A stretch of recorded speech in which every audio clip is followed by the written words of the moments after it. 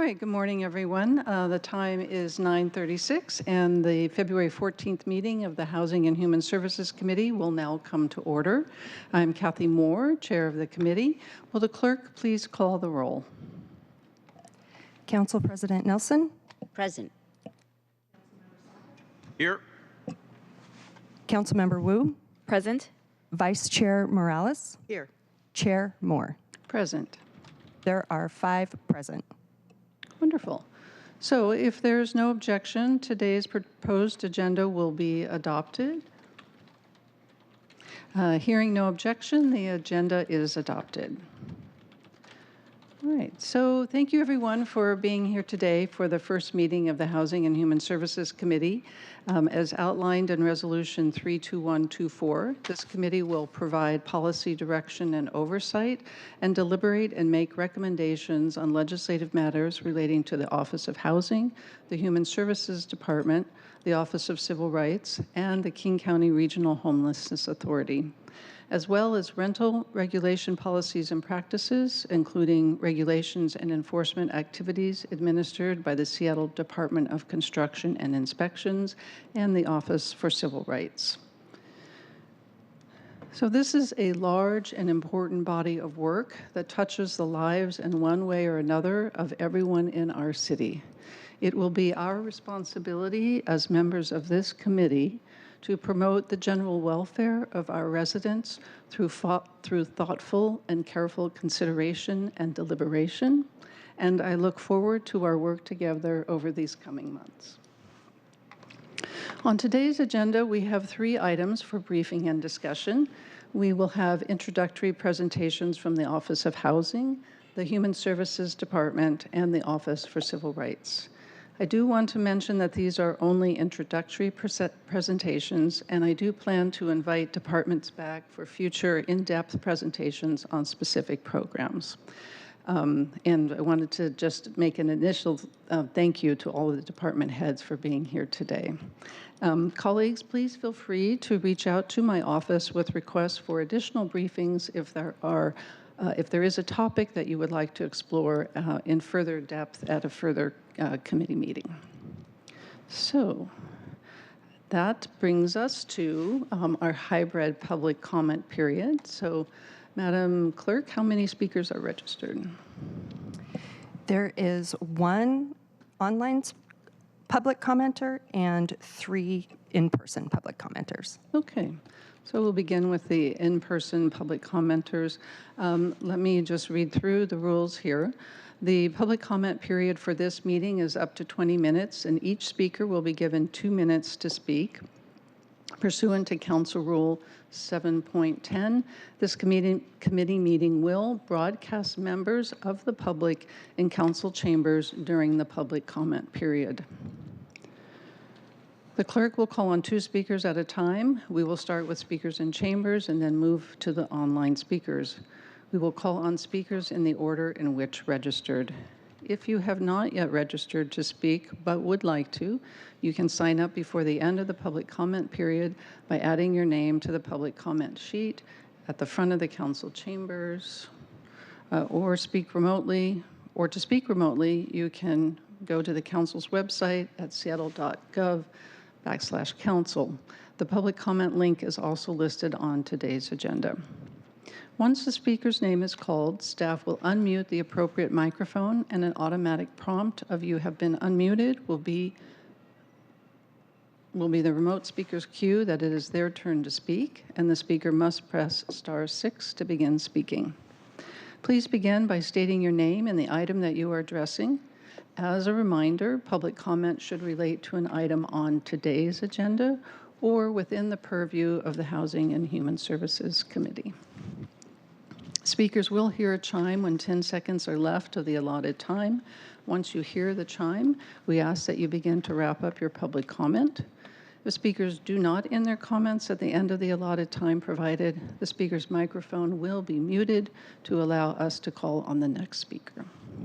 Once remote speakers have completed their public comment, we will ask that you please disconnect from the line, and if you plan to continue following this meeting, please do so via Seattle channel or the listening options listed on the agenda.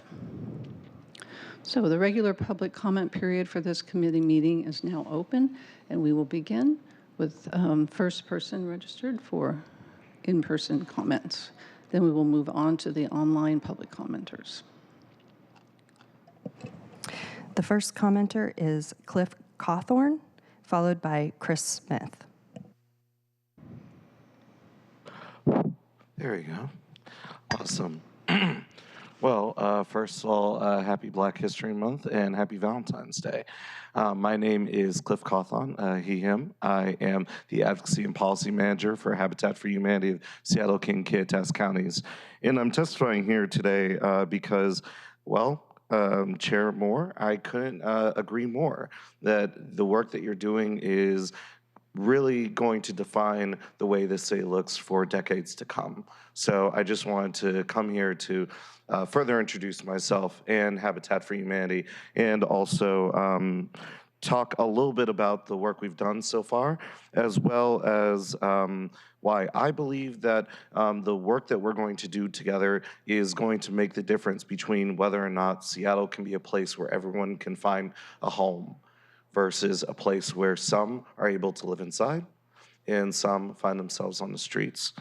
So Habitat has been around for 38 years, and we've been working with community to build homes, but also to build community, to help those who are our bus drivers, who are grocery store workers, who are nurses and teachers, make the transition into home ownership.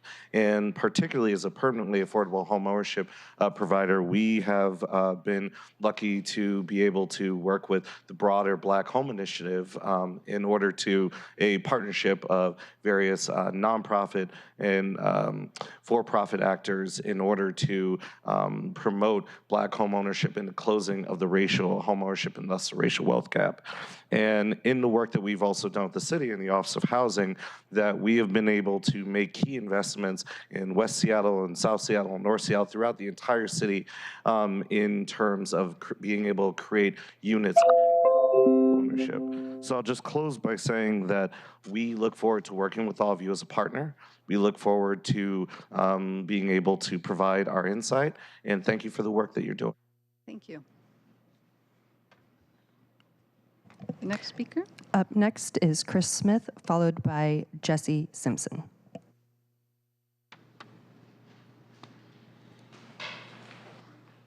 All right, my name's Chris Smith. My name is Christopher Smith. I live right here in this building right here. I've been there 10 years. And I wonder why am I being laughed at and not taken serious when I ask them if I can move from the back to the front? I pay my rent every month. If I have to sign something to get into it or something, I want to know why they keep laughing, literally laughing in my face over this stuff, okay? I don't understand that. I've asked this once a month practically since I've been here. I have anxiety right now. I didn't even know I had it. But I was a different person when I moved in here. I wanted to give money to people. Now I don't. Now I don't even talk to anybody outside in front of my building. It's like, wow, it's changed over the past 4 years. And it's like, wow, they need to fix it. And why isn't there garbage cans in front of this building right here, since you guys put a Metro bus stop right there? Right? Don't they have to police it? Or at least put a police car on the block or something? I don't know. I don't feel safe here anymore, but I don't feel safer living in the back of this building either. I just want to see people. All I see is a brick wall, and I've been asking this for the past whatever since I moved in. They asked me if I wanted to move out of the building, and I don't. I actually like everybody that lives in the building, even including staff sometimes. And yeah, I just would like to be taken serious once in a while. You know, I mean, yeah. If that could be addressed somehow, that'd be great. Thank you. Thanks. Thank you very much. Next speaker. Jesse Simpson. Hey, morning, council members. I'm Jesse Simpson. I'm the Government Relations and Policy Manager for the Housing Development Consortium. on this meeting where you're getting to meet Office of Housing and get an intro from them, I thought it was appropriate that you get an intro from the Housing Development Consortium as well. So we're a member-based organization representing over 200 members across the affordable housing sector, including nonprofit developers, contractors, architects, community-based groups, service providers, and more, who are all working to provide more affordable housing and ensure that everyone in Seattle and King County has a safe, decent, affordable place to call home. We do this through advocacy to increase the amount of funding available for affordable housing and to reform land use to allow more homes to be built in more places. We take a collaborative tone. We like to approach all of you as partners to leverage the expertise of our membership and our own policy understanding to help craft policy that works best for the low-income people that we serve. I hope we can all work together well as an organization with you as council members. Look forward to seeing how you implement the affordable housing priorities that you've identified throughout your campaigns and your time on the dais. Thanks for being here today. Great to meet you. Thank you. Do we have any more in person? We now have online speakers. Calls David Haynes. Okay. Mr. Haynes? Hi, David Haynes, thank you. We're going on another decade of a homeless crisis, and the only thing we've changed is the name of the agency that's in charge. The capacity was never built. And I really think that the council needs to consider lobbying our other representatives to demand that the $50 billion in American Rescue Plan dollars that ex-Speaker Kevin McCarthy claimed he was saving money on to be given back to this country to solve the homeless crisis throughout the regions, especially in Seattle. Part of the problem with solving the homeless crisis is we have a racist-driven data manipulation of what constitutes proper policy. And what I mean by that is instead of an innocent houseless person who would make real strides to move forward, they're purposely discriminated against for people who are bothering people in the business community, where you have repeat offenders who are prioritized for housing and services. And a lot of money has been squandered on a lot of self-destructive people, while innocent people are still unnecessarily suffering. And I think that the council needs to consider not only like an open investigation of what King County Regional Homeless Authority is not doing, but consider petitioning the governor and say, look, we need the National Guard to stand up some authorized encampments so we can, like almost overnight, build a mass amount of low security capacity to make it safe for people, to send people to start triaging their troubles, whether it's like behavioral crisis, addiction, trauma, whatever is like bothering and ailing them, and solve the crisis once and for all. And hopefully you all will be able to do that, and there will be more people that step up to. All right. Any other speakers? That ends public comment. Okay, thank you. So that concludes our list of speakers from the general public. We will now move on to the first item on our agenda. Would the clerk please read the first item into the record? Agenda item 1, introduction to Office of Housing for briefing and discussion. Thank you.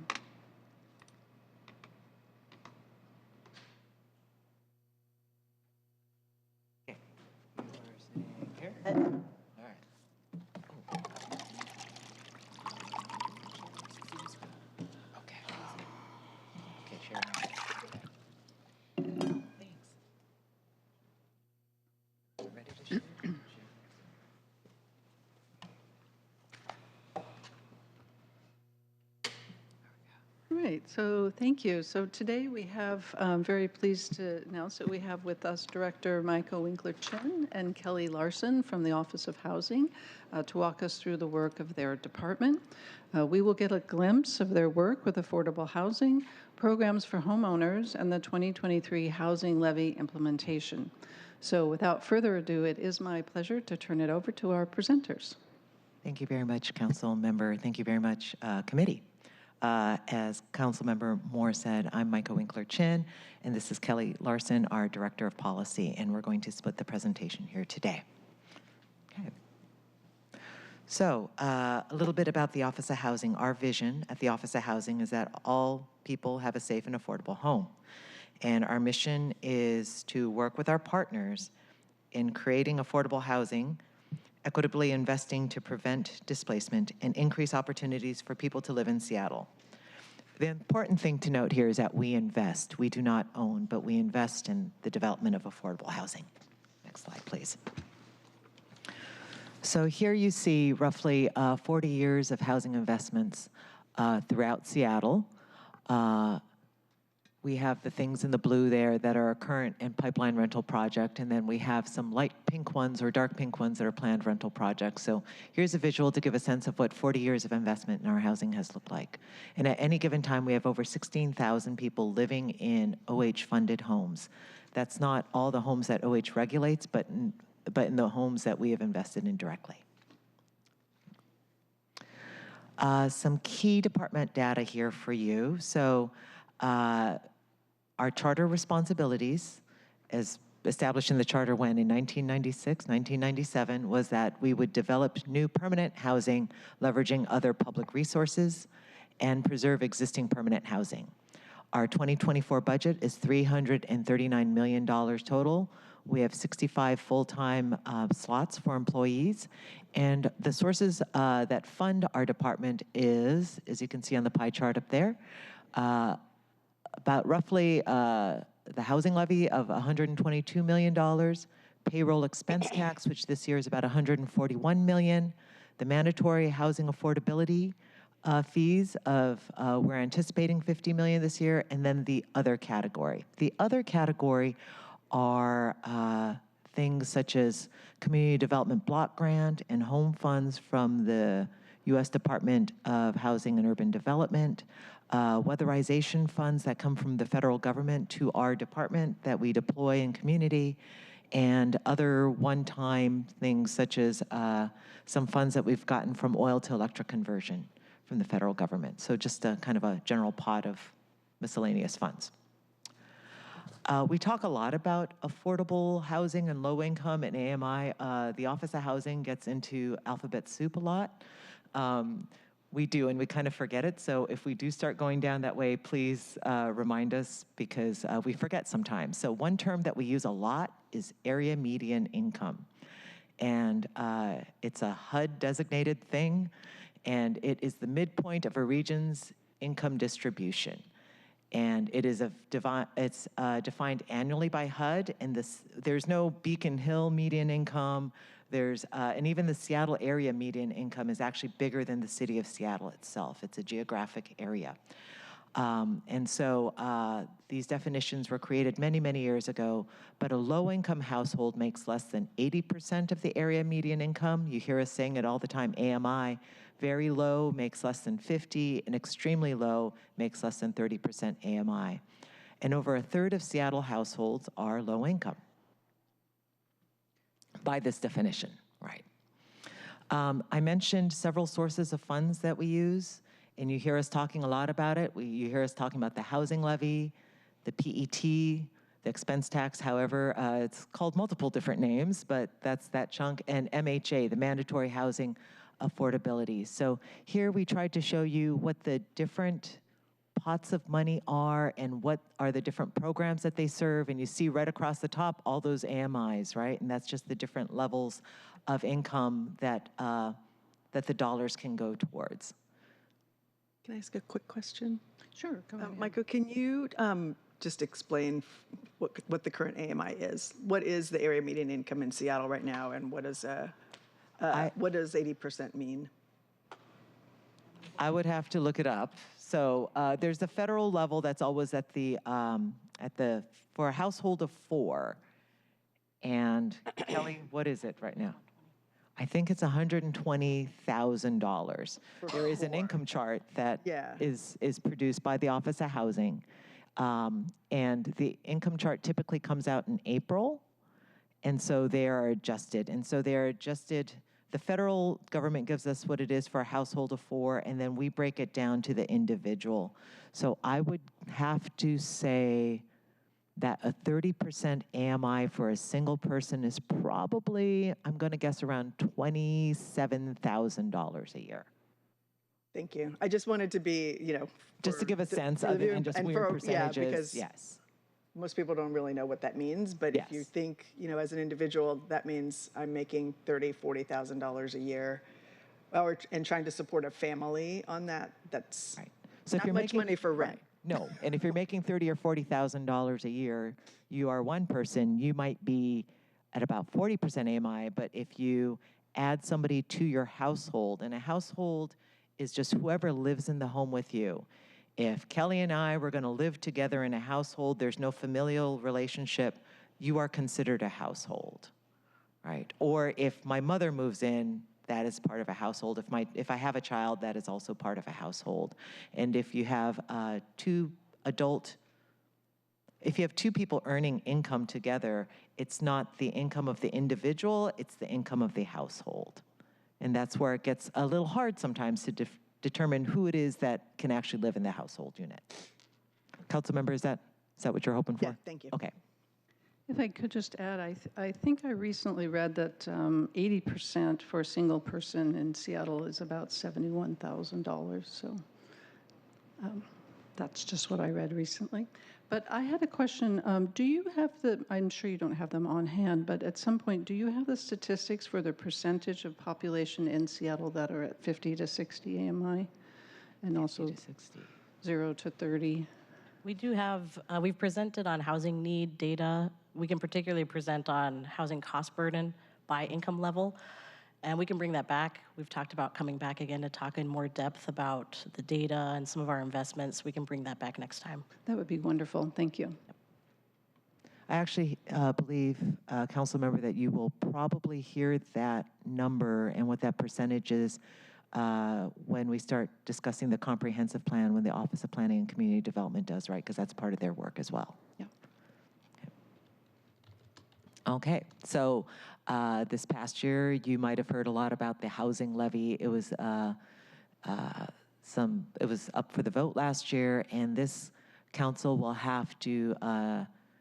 You will see from Kelly's slides later on about some of the administrative planning that has to happen with the housing levy. So the housing levy will generate $970 million from 2024 to 2030. I'm never quite sure of the years, but that's what it falls down to. And the housing levy will create over 3,100 new affordable homes, both rental and for sale throughout Seattle. We typically take the housing levy, and it's a 7-year tax, property tax, and it funds these 4 different areas of work. The first is the creation of housing. The second is assisting in homelessness and homelessness prevention, eviction prevention, and resident services throughout Seattle. We actually also fund a third bucket, which is what we call OMS a lot, which is operations, maintenance, and services, and worker stabilization. So those funds are primarily for our permanent supportive housing that I'll get into in a second. Those properties do not collect enough rent to pay for their basic operating expenses, such as utilities and insurance. And then also in our permanent supportive housing, those properties require higher servicing needs than some buildings, so they have 24/7 staffing oftentimes. And in order to have that level of staffing that provides for people feeling safe and secure in their homes, you need to, the rent does not cover that cost. And so we support that operation there. Can I ask you a quick question about that? Yes. What percentage of of this levy is allocated to that bucket? OMS. OMS is about 16% of the housing levy. No, I'm talking about funding for permanent supportive housing, and also or the amount that is going for housing from 0 to 30%. I think it is 55%. At least 60% of the overall levy investments are required to be dedicated to households at 0 to 30% of area median income. It's a lot of percents. So 60% of the levy is dedicated to the most low-income folks. 100% of the operating maintenance and services program goes toward the lowest income folks. And then of the homes that are built, that 3,100 homes, at least 55% of those will be set aside for folks at the lowest incomes. What amount of funding is allocated to 30 to 60 or 60 to 80? So that would be the remaining 40% of the housing levy. There is workforce housing that's funded by the housing levy? Correct. Do we go up to 80% with the housing For levy? home ownership. For home ownership. Yeah, that was 50 million, I believe. Okay. Yeah. Okay. The fourth bucket here is the preventing displacement and support community-based developments that reflect the communities that they are rooted in. And that is really thinking about how housing levy, along with other local funds, continue to support developments by community-based organizations that provide culturally specific housing and services, as well as retail and gathering spaces that reflect the community.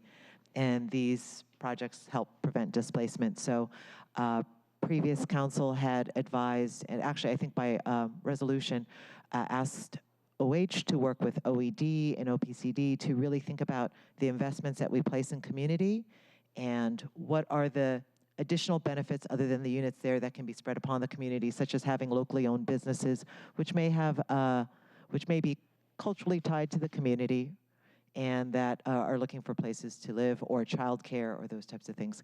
Councilmember Morales, you look like you have a question for me. No, that was my slide. Okay. That's all. Okay, you just look like you had that question, yes. All right, that was your effort, yes. Okay, next slide, please. So this is a slide that's difficult for me to do because I tend to want to get into the details of all of this, and those details will be covered on future slides. So what is it that the Office of Housing does? Well, we do affordable housing, and we do that through the development, towards investing in the development of rental housing and by providing operating support. We do asset management, where we look at the investments that we've made over time and make sure that those properties and those projects are really meeting the requirements that we placed on them. We have market incentive programs. This is where I start getting into the alphabet soup. There's the multifamily tax exemption. There is the mandatory housing affordability. They both begin with M's, and we tend to confuse them, but they're very, very different programs. And the incentive zoning program. And we also do permanently affordable home ownership development. Get into that a little bit later. The green section is the program that we have for homeowners. So this is probably the most direct service program that OH does. So our staff go to homes and make sure that they do inspections, and then they help with the delivery of home repair services, weatherization programs, converting heating systems from oil to electric, and also looking at side sewer repairs there that are funded through the government. They're targeting primarily seniors and those with disabilities, so it's a low-income population traditionally that access these programs. Most of it is grant-driven, and most of those grants come from the federal government. And then the third area is the policy and planning, and that encompasses our strategic initiatives, place-based initiatives, and equitable development, and different land use tools. We'll get into the details on the following slides. So the first is affordable housing development and production. As I said, we invest to develop. We also invest to operate, and then we do that compliance. Councilmember Nelson brought up PSH and some of the homeless activities that we have. So the city currently in our portfolio has 4,000 permanent supportive housing units, PSH, more acronyms for you. And those are housing for those that are coming out of homelessness with those wraparound services, as I mentioned previously. In 2024, we did $55 million in workforce stabilization and operating maintenance and service contracts to keep the buildings operating and functional. And there's 3 upcoming permanent supportive housing developments that we were just wanted to highlight. One is in Inner Bay, one is in Woodland Park. Just to be clear, that's Woodland Park. And then the third is Lake City. Next slide, please. Oop, too fast. We also do affordable home ownership, and we invest in the development of the units and in the first-time home buyer programs. So those are, as Cliff mentioned earlier, the Habitat for Humanity, the Homestead Community Land Trust, and Homesite. They're the big 3 H's in the home ownership space for us right now. And they're also partnering with other organizations to make sure that the communities that these housing units are in really help serve that community's needs. The other area is the market incentive programs. As I said, multifamily tax exemption, mandatory housing affordability, and incentive zoning. So the programs for homeowners, as I've mentioned, those are the 4 programs. And here's just kind of a house that has gone through one of these home repair programs. So this kind of reminds me of like, how do these pictures are different? So the difference in this picture is, one, you'll see that the home has a new roof. And from the exterior, you can see that there's grab bars put on or railings put on for that. It looks like the siding might be different as well, and that probably might have to do with some insulation work that's done.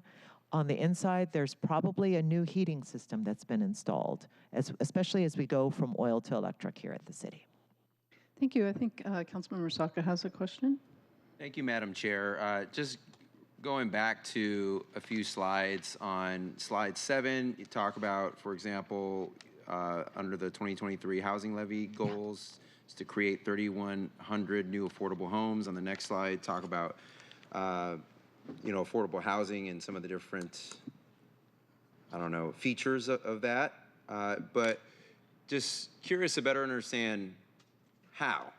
How does the city specifically create, in the case of slide 7, 3,100 new affordable homes? Does the city specifically go and build and develop this themselves, or do we contract with developers? Do we to build it, and then a certain amount of homes based off of whatever AMI criteria that we have in mind? Do we fund the investments from MFTE and use that as an incentive to developers to create part of these 3,100 new affordable homes? How does the city go about doing that?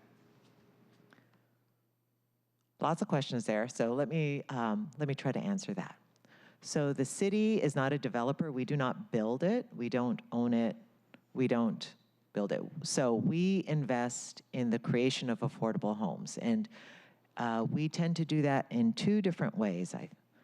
Kelly's like, so these are the 2 ways that you'll hear about. And actually, you'll hear about that a little bit in Kelly's work. So what we have traditionally done is issue a NOFA. And what is a NOFA? NOFA stands for Notice of Funding Availability. And what we do is annually we put out and say, hi, we are, and typically in June, we issue a NOFA, and it says that we are issuing X millions of dollars with these priorities for this type of housing. And this is a rental family NOFA. The home ownership NOFAs are a little bit different, but and they're issued in June because we align our investments with the state Department of Commerce through their Housing Trust Fund, and King County through their Department of CHS, Community and Housing Services, Human Services.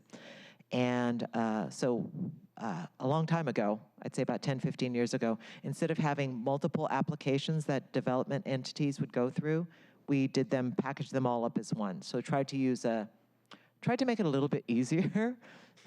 And the Housing Finance Commission, which issues something called the Low-Income Housing Tax Credit and 4% bonds.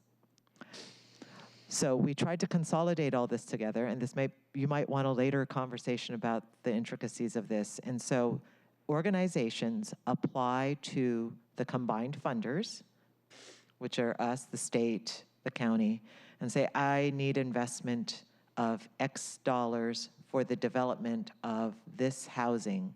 And their applications mention where they are, who they're going to serve, both from an AMI perspective, but also if there's programming involved. So it could be we are building, for example, housing for families at a variety of different income ranges, and we are choosing this location because it's proximate to bus, schools, whatnot. So they write this out in their proposal to us. It's pretty sizable. So we issue like an RFP sort of thing, and it's a competitive bidding process for developers, and based off of whatever specific specs and requirements that we put in this June thing, MOFA or whatever it's called, and then we receive bids, and then we make decisions based off of the information we receive. Yes. Okay. Yeah. So that's it. The funds that go in our into spec that- sheet that we put out, is location part of that, or do we have flexibility, leave that kind of flexibility for developers? We talk about locations, we have traditionally not been very, very specific as to our priority areas. Like, we do not say, I want it in the Admiral District of this, right? We have not traditionally done that. What we do talk about is references to language in the comprehensive plan, such as high opportunity areas or high areas of displacement, location proximate to transit, that sort of language, right? Yeah. So that's kind of where we put our priorities. And Seattle. It all has to be in Seattle. Yes. That's the only location that we generally. Yes. Okay. In Seattle. Okay. The other thing I was going to mention is over the past several years, the city has started to do RFPs, requests for proposals, very specific to sites. Specific sites. So one that Kelly will discuss probably later on, I'm hinting, is Mount Baker, which is a site next to Mount Baker Station that we acquired through land transfers from the University of Washington, and we will have an RFP related to that site. There is potential for an RFP very specific to the site, which is Lake City Community Center. And so we issue these very site-specific RFPs, or we participate with, say, for example, Sound Transit in an RFP very specific to a site that they have. Thank you. Thank you for helping me better understand the how, which is really important in terms of us aligning on a shared understanding of the really important mechanics of how this all works. So, now, there's one thing that I wanted to clarify, though, council member, is you said MFTE dollars coming in to fund housing. MFTE is a tax exemption program, so there are no dollars coming to us for that. They provide, developers provide units in exchange for getting the tax exemption. This is where the M's get confused. Somebody that is doing the mandatory housing affordability, they can choose to pay by giving us money or to perform. Yeah. That's the language. So we may get the payment dollars, and those go out through the NOFA. Does your office track the performance versus payment of the penalty, essentially, like that, and like track and monitor that and make sure more people are able to actually perform rather than pay? That will be a discussion this upcoming year, Great. or upcoming couple of years, yeah. Yeah, and we will be having a more in-depth presentation on how all the funding works together. I think we had talked about that before. Yeah. Okay, Kelly, where are we on the slides? I think we're here. Are we here? Okay. So one of the areas of work, it was the brown one that was over on the right, is policy and planning. and this is a relatively new body of work for us that we've incorporated into this team. And they work on strategic initiatives. So one of those strategic initiatives was the housing levy. How do we pass the housing levy, and the community engagement and the knitting together of what goes into the housing levy. So there was a housing levy for that. Other major policy investment effort was on something that you'll hear about later this year probably, which is the permanent supportive housing pilot that we did during the pandemic, where we looked at different ways to deliver housing, and if we could have, whether those different ways of delivering the housing impacted time, so got units on faster, cost, and we just need to go back and do the study up and figure all that out. So all that sort of research work happens in the policy and planning shop. Let me get my glasses up here so I can read. Oh, you went too fast there. Oh, sorry. The other one is also place-based initiatives. Mentioned Mount Baker, mentioned Lake City. The other one would be as the one that's pictured here, which is Fort Lawton, right? And then we work with our partners at SDCI and OPCD to examine and implement the city's land use tools, right? So that's the third bucket there. And so a lot of that factors around MFTE and MHA. This past year, we really worked on trying to define what low-income housing is in the land use code, because it was not clear. So we're just going for clarity and simplicity in the land use code. Yeah. And now I will turn it over to you, Kelly. Great, so we'll just talk now about the plan for 2024 legislative actions coming through this committee. First up, we'll have our 2023 annual reports. Then we'll talk a little bit more about this as we go. I'm just going to highlight each of these and then go into more detail. The housing funding policies and the administrative and finance plan for the housing levy, our MFTE extensions, evaluation, and reauthorization this year, 3 Rainier Valley Affordable Homeownership Initiative land transfers, and social housing definition. So coming up soon, our annual reports come in the middle of this year. We do 4 reports, and that references what you mentioned, Councilmember Saka. Bullet number 3, mandatory housing affordability. We report it annually on performance versus payment. Generally, the payment is a trade-off for increased development rights to then contribute to affordable housing. There's been a perennial debate and conversation around encouraging performance over payment and how we get there. That conversation continues, so we'll be talking more about that over the next year or so.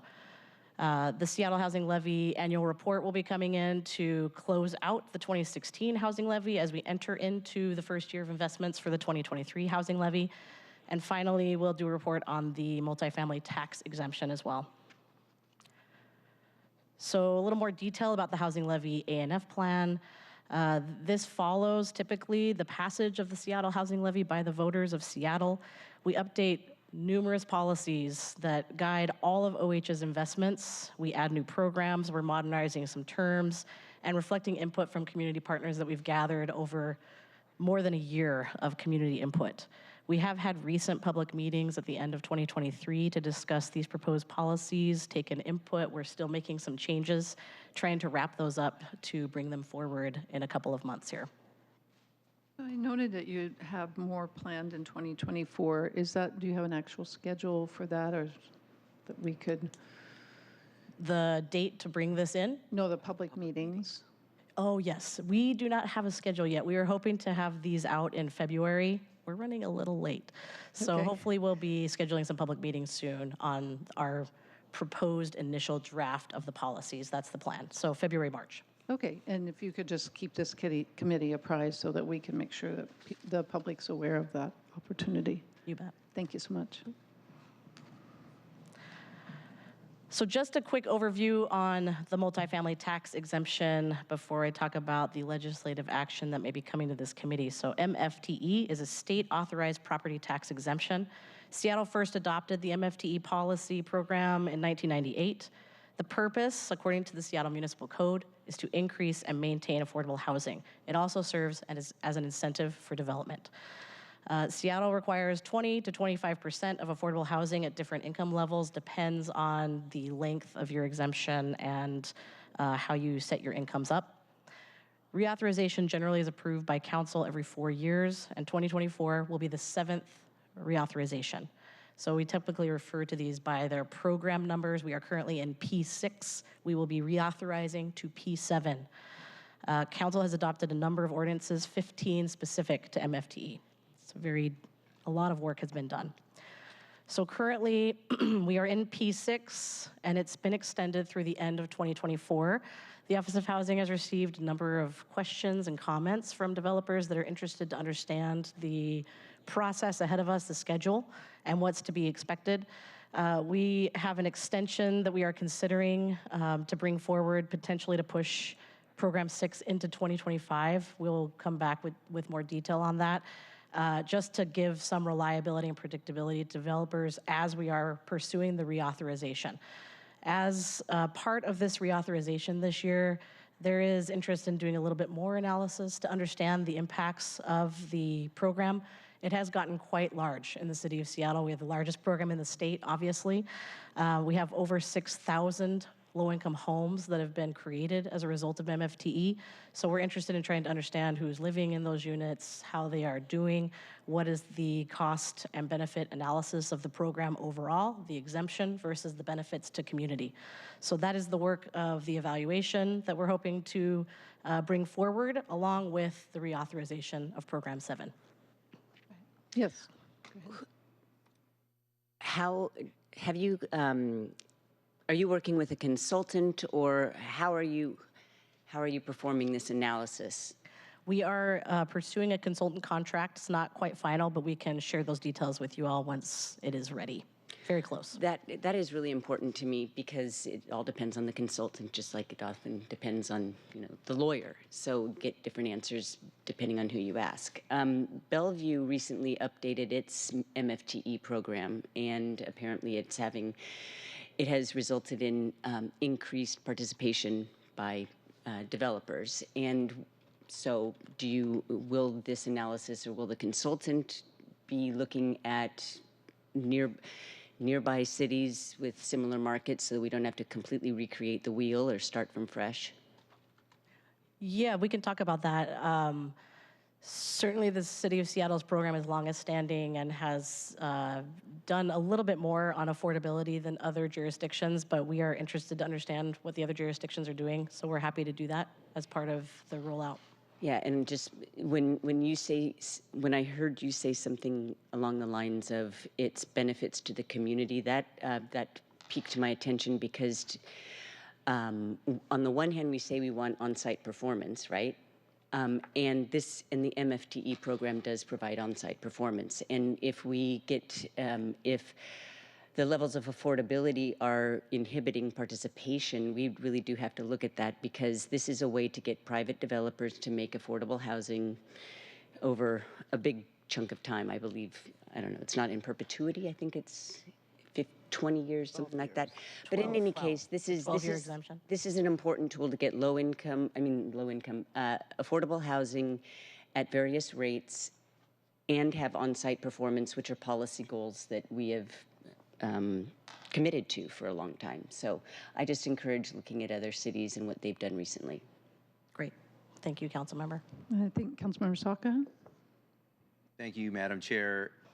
Excellent point, I think, by Council President here. I just want to emphasize the importance of what was said at a high level from my perspective as well. Like, Seattle is facing enormous challenges. In many material respects, we are the leader. We have the most developed programs and capabilities out there. That said, we literally do not need to recreate the wheel, and we need to look to what our other local agencies and jurisdictions are doing, and then also outside of the state. Like, what are folks doing across the country, and to address similar challenges? And obviously, we're not going to be able to port over one for one. It's not a direct comparison what's going on, even in Bellevue, to here. But there are, I think, insights and key learnings and best practices that have worked elsewhere that I think, and yes, we need to be able to and willing to humble ourselves as well, and incorporate best practices from others. And by the way, that same principle has universal applicability across every agency, every department. So but it is really, really important. If I may add, since we are going to be relooking at the MFTE, is there any thought to looking at how MFTE and MHA might be able to work together, perhaps amplify one another?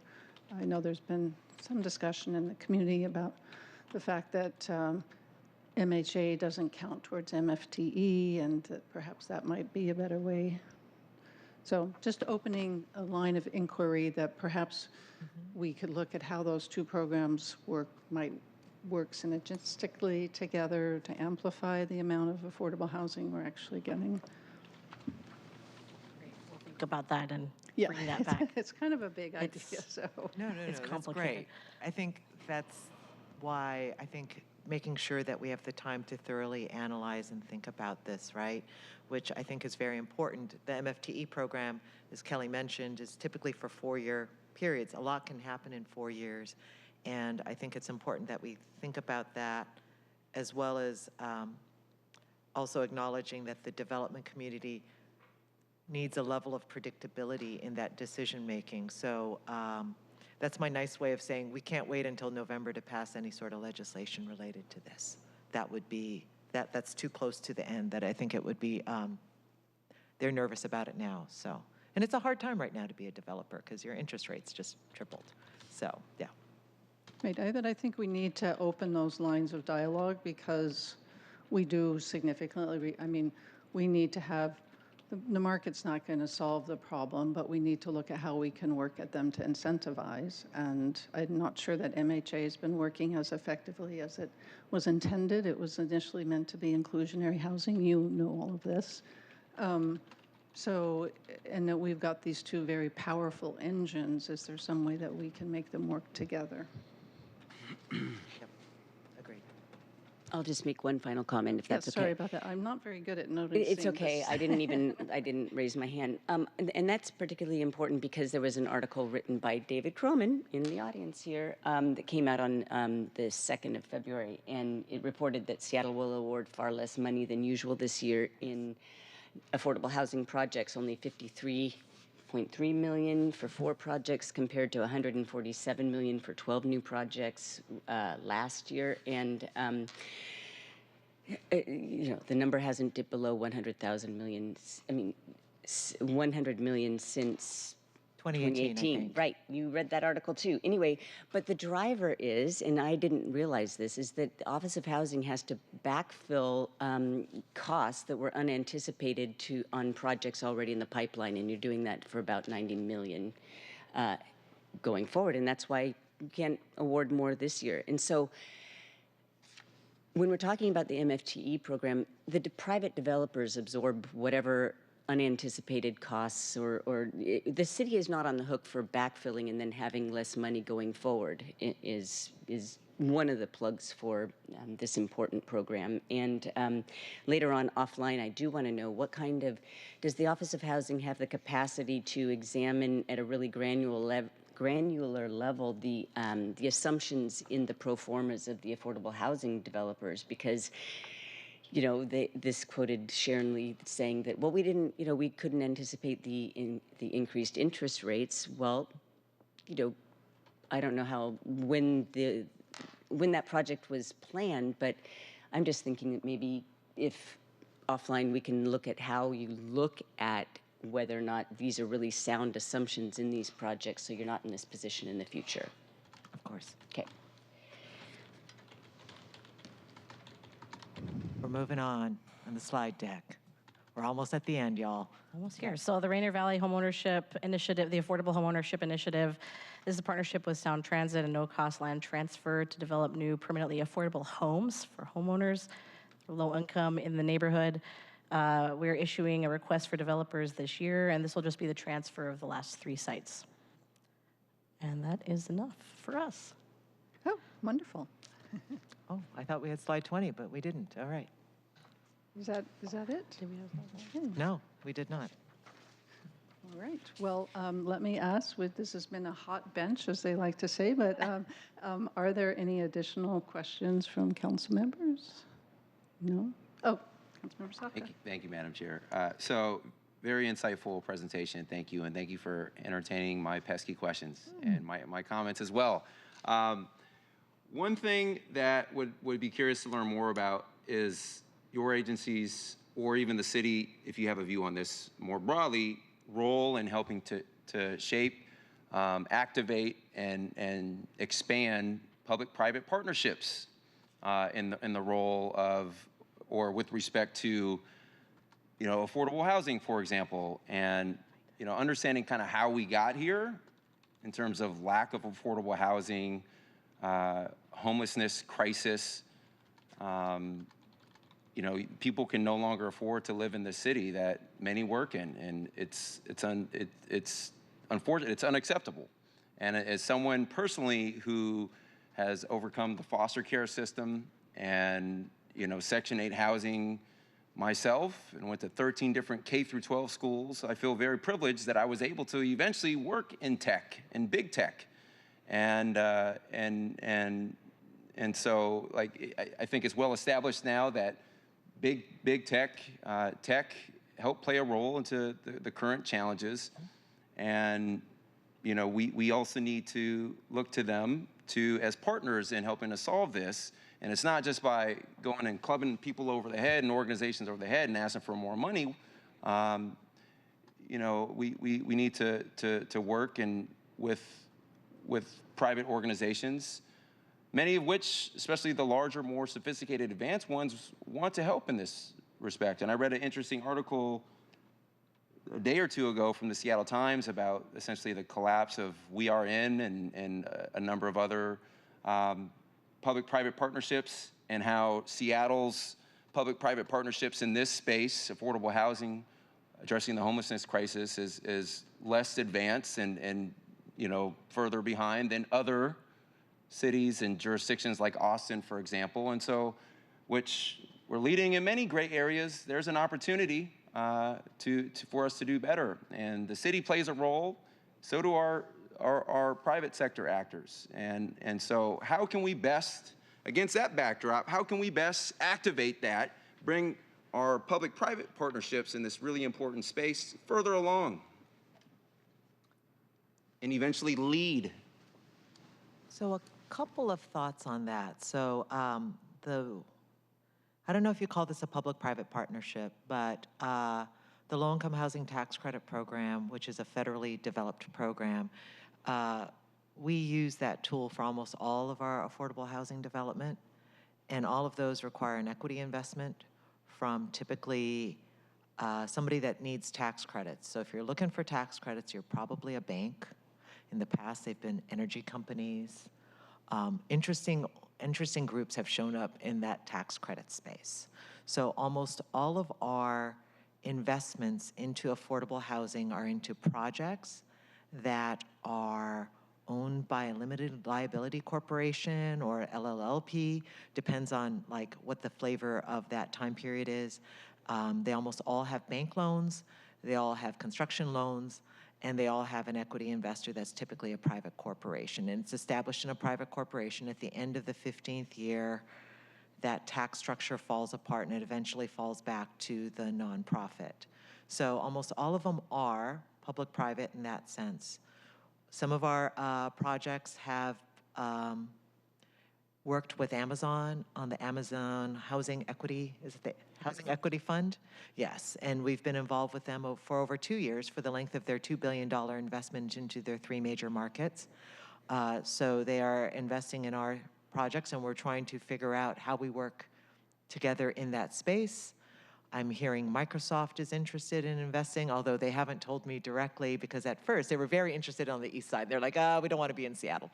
So that's fine. So, and there are private investors that have invested specifically in our housing or in housing that we work on. So there is some of that. I am not able to speak on the, I could speak to you about the David Croman article, but I can't speak with you about the David Kim article because that's a different, or Greg Kim article, because that's a different space than what we work with. We work adjacent with homelessness, but once people move into our housing, they're housed. They're not homeless anymore. They may have been formerly homeless, and the services that they may need for that is there. So, and a lot of the organizations that we invest in have philanthropic relationships with the corporations that are giving charitable donations to them in order to help keep our neighbors in our community safe, right? So we may not directly interact, but so as the developer of affordable housing and operating housing, you're working with many different people. We are just one of them. And so we are aware of those other people that are in our space, but we may not intentionally do that. We can get further into that. Council member, I think we have an individual one-on-one with you and happy to explore that more. I'm thinking you might hear about it from the people sitting in back of me. Yeah. Maybe they're more into that. So that was not a punt, but that was a soft handoff. No, thank you. No, very, very helpful. I mean, I guess I'll just, if it's not abundantly clear at this point, emphasize that is something that I view as a really important and frankly urgent opportunity for the city to deepen and expand. The role and prominence of public-private and the impact of public-private partnerships. And in Austin, they $150 million or something built tiny homes. There's more, and it's not just homelessness. And as we know, a lot of people are teetering on the edge of affordable housing and being housed, and so it all relates together. Council member, as I think about this, as I go a little bit deeper, I think about my colleagues, not in back of me, they are also our colleagues, but colleagues on the same floor over at the SMT, it's the Office of Economic Development. So those are not big corporations that they work with typically. As I think about them from my past life working in community, the people, the businesses that they work with are really members of the community, and they are the same as community and sometimes in my buildings, the people who lived in the affordable housing were trying to start businesses on the ground floor, right? And those are actually public-private partnerships, and we have, those are some of the best ones because those are members of the community, right? And sometimes we forget that, but. Thank you. It warms the cockles of my heart when you just. That was not meant to be a ploy for you, No, Council President. I mean, plug for neighborhood small businesses. Thank you. I'm going to let Councilmember Morales have the last word. Thank you, Chair Moore. I just want to thank you both for being here. This is going to be a lot of work for this committee this year. And I think it is important to convey my appreciation for your deep level of expertise. I mean, Maiko and I have known each other for 25 years. You go way back in the housing world, leading a housing development organization, leading community development, and the depth and breadth of your expertise in this field is going to be really important for us to take advantage of. As we move through your legislative agenda for the year, I think it will be really important for all of us to be meeting with you regularly to understand all of the technical aspects of the decisions that we have to make this year, and appreciate your understanding of how to build partnerships as well within the community and with the broader Seattle business community. So just a plug for appreciating the expertise that our city workers and our departments bring to help us understand the hard decisions that we have to make, because we are not experts in many of the things that we are charged with overseeing, which is why we have to rely on your expertise, and I appreciate it. Thank you for that. The one thing I would say is if you give me an idea, I may make a face. Don't take that face as being, oh my gosh, she hated it. Sometimes, and I need sometimes that little bit of space to think about it because my mind automatically goes, no, what? No, then, I will also say I've known Maiko 25 years and we do not always agree. And that's okay. It's fine. Yeah. We don't always agree. We do not. Anyway. No, that's fine.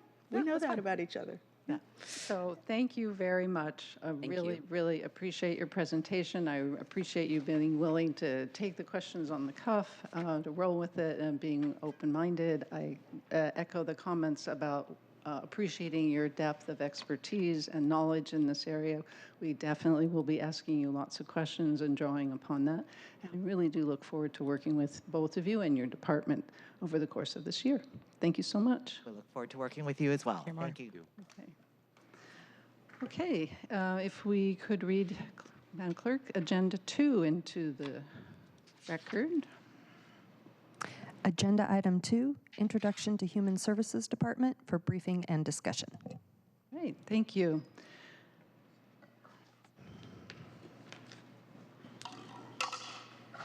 So as they're getting settled, we have with us Director Tanya Kim and Kevin Munt from the Human Services Department, and they will be taking us through their 6 impact areas and some of the programs that the Human Services Department oversees.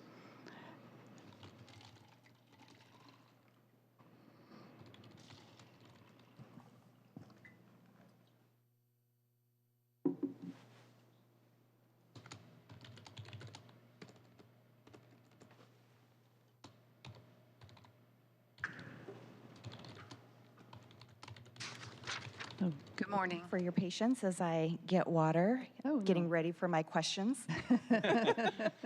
Thank you so much for having us here. For the record, I'm Tanya Kim, Director of the Human Services Department. Good morning. Chris Clayson, Interim Director of Homelessness at HSD. Good morning. Good morning. I first want to thank Chair Moore for having us here and really sitting here amongst amazing colleagues, sandwiched in between OH, Office of Housing, and Office of Civil Rights. And so this is a privilege for us. We're going to give you an overview of the Human Services Department, and you'll have a flavor of our budget, how we do our work, the areas that we invest in, as well as sharing some performance measures, just as a teaser for the complex and breadth of work that we do, and happy to entertain questions as well. I am mindful of the time, and so I'll go quickly and slowly at the same time. So in that vein, always starting off with our mission. And our mission here, and I reiterate this mission all the time because we have so many organizations in the city and throughout the community that work with people. And it's so important to remember which department is leading in what space, because so often many of us in community work with some of the same community members, and knowing the role is really critical. And so our mission is to connect people with resources and solutions during times of need, so all Seattle residents can live, learn, work, and take part in strong and healthy communities. And you'll see we do this work through a racial equity lens. In fact, the Human Services Department has been leading in this space for quite some time. In the 6 different impact areas, and this is really going to frame the conversation for the next slides to come, is really touching everything from youth for success all the way through healthy aging. And we'll slow down in the deck and talk about each one in just a moment. Some people ask, well, what does the Human Services Department do and how do you do it? Well, we have 3 primary functions, although we also live in the gray as we learn through the pandemic and other crises that are emerging. We are a funder, so majority of our investments are procured or go through requests for proposals, and we partner with community-based organizations. We are a convener. We have some policy groups and advisory groups that we staff and we support, for example, the Domestic Violence Prevention Council or our Aging and Disability Services Advisory Council. We're also a direct service provider. You'll soon see how large or medium-sized our department is. Many of our employees are direct service providers, and I think people don't realize that. And here we are. So our adopted budget in 2024, you can see here, is $341 million, roughly. We have 434.25 employees, FTE, in our department. We contract, and this is just the number of community-based organizations. We contract with 190 plus organizations. Some organizations have multiple contracts. And as I said, the majority of our budget does go out into the community, and so 80%. We have mixed fund sources. I am not a finance person, but you could see the various fund sources, which makes our work somewhat complex because of the restrictions as well. And how we distribute the funding in those 6 impact areas is demonstrated here in this, is this a tire, a donut chart? And you could see that the majority of the investments are going towards addressing homelessness, and we'll talk a little bit more about that later.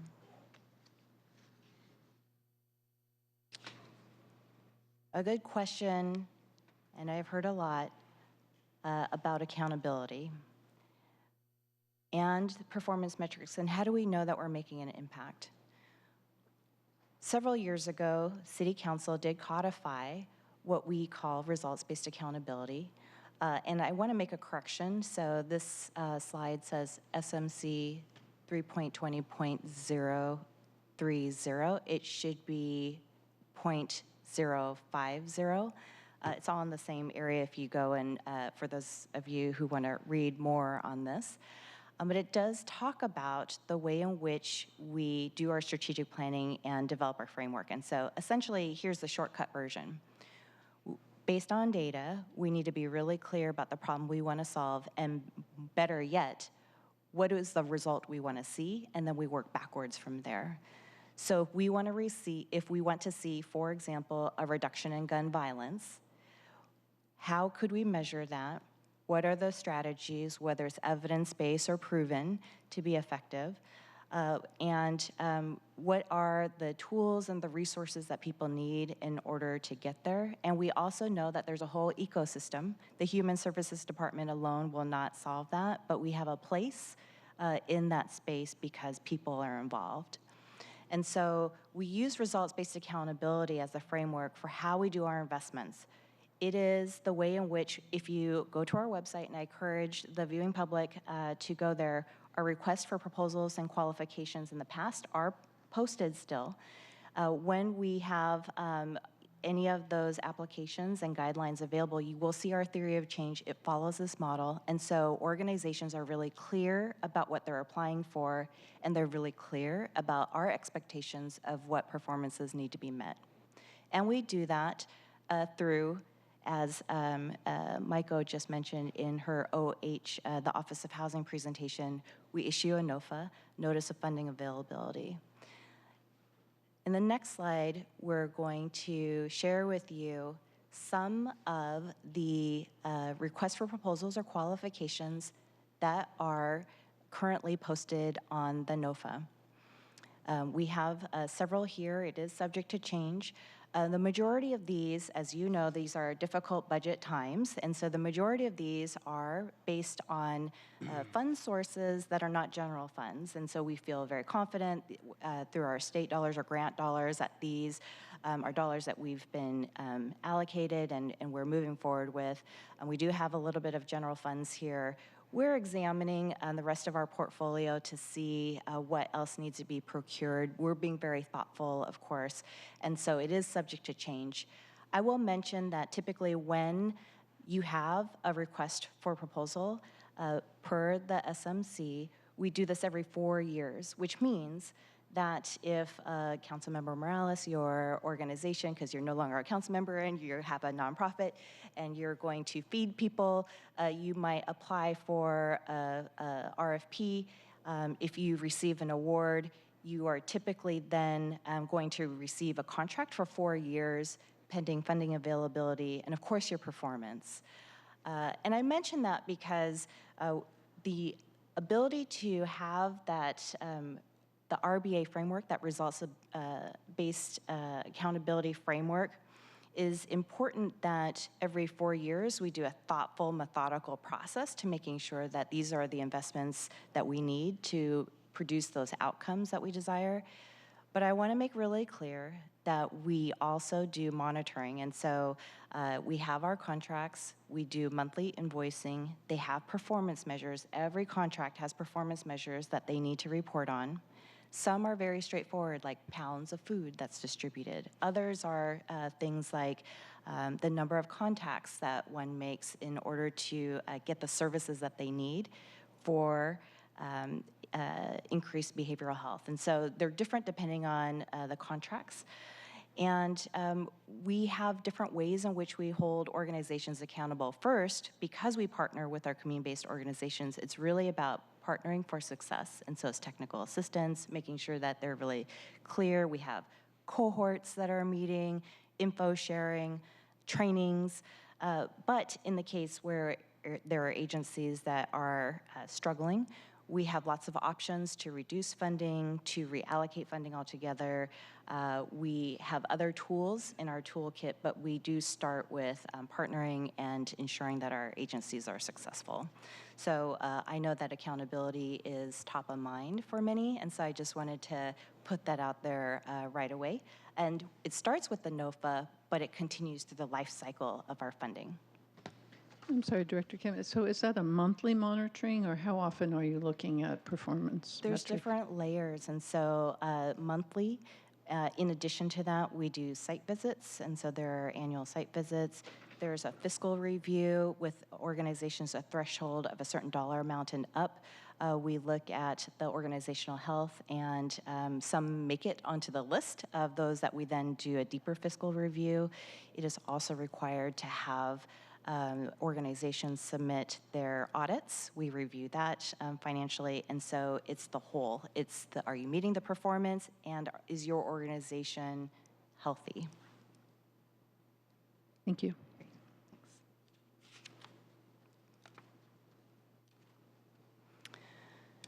So this is a little bit of a dizzying slide, but it's really just for illustrative purposes. And so let me orient you and our viewing public what you're looking at.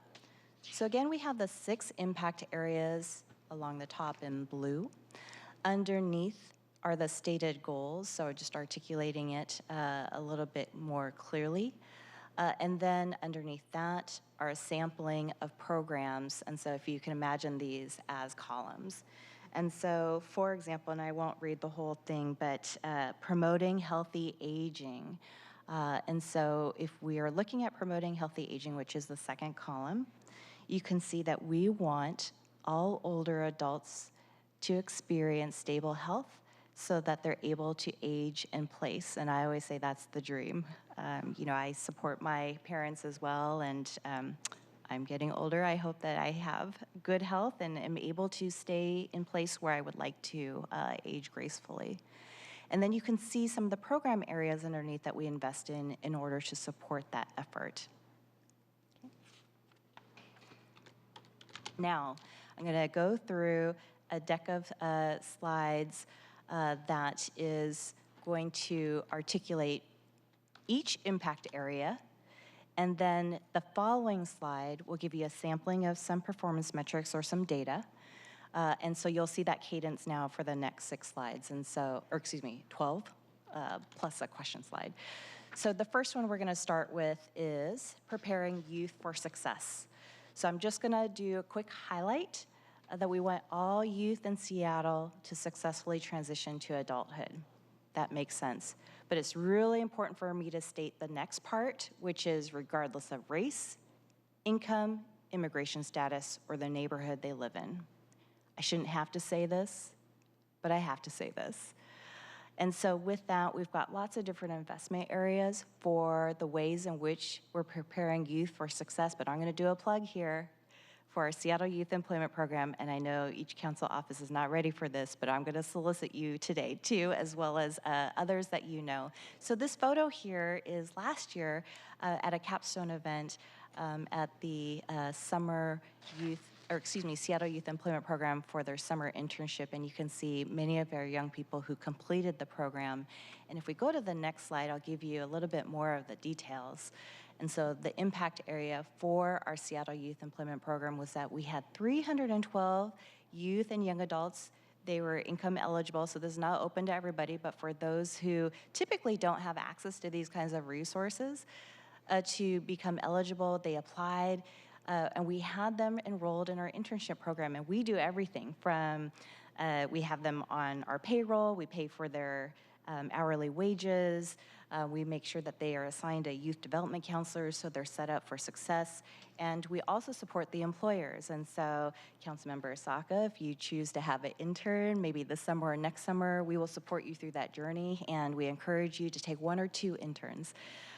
So we are right now opening up that process to recruit businesses. We've also had foundations, city departments. My office had interns as well. And it really just, to level set, it's an opportunity for you to mentor young people who typically don't have access to these kinds of resources. And so I want to encourage you and others to take that into consideration. And we'll move to the next impact area, supporting affordability and livability. We've talked a lot about this in our previous presentation. And we talk a lot about this often in different conversations. We want to make sure that all people living in Seattle can meet their basic needs.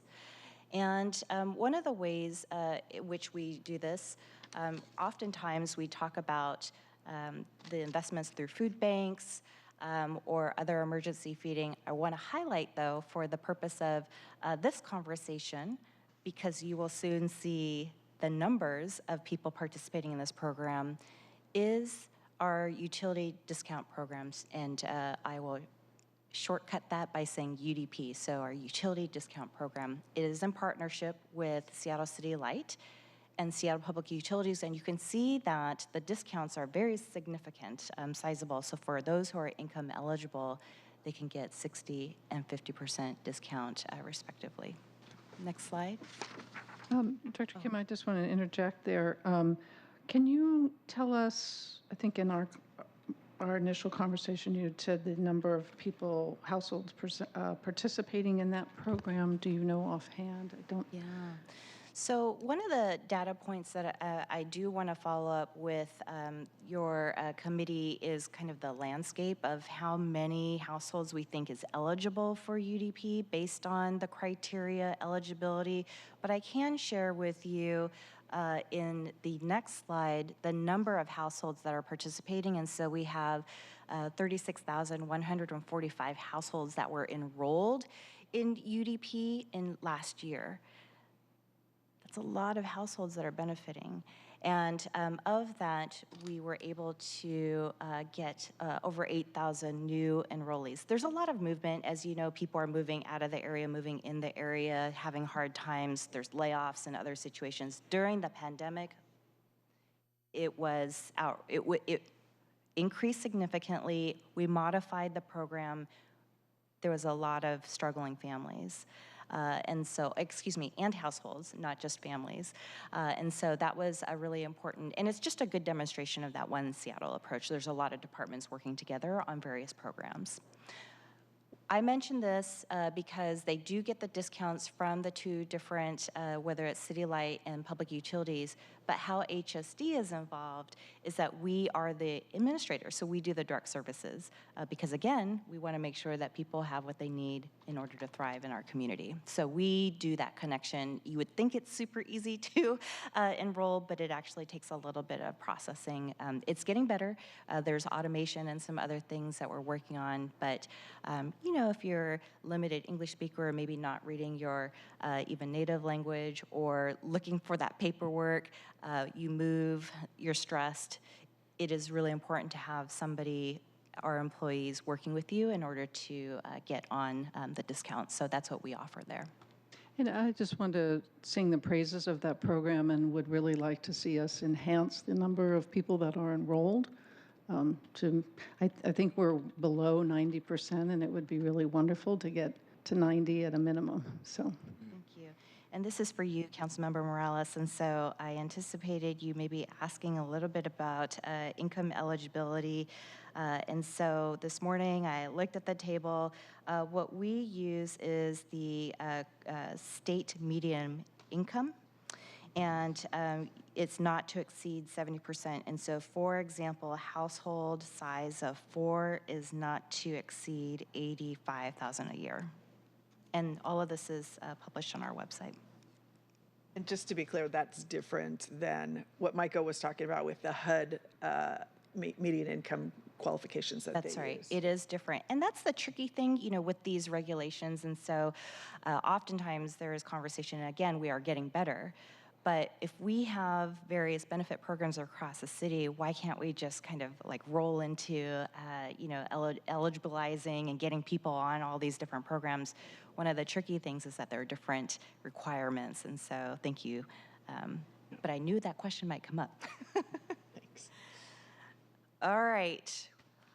We're going to now talk about impact area and addressing homelessness. And I will have a caveat here that HSD, the Human Services Department's role, has changed in the past couple of years.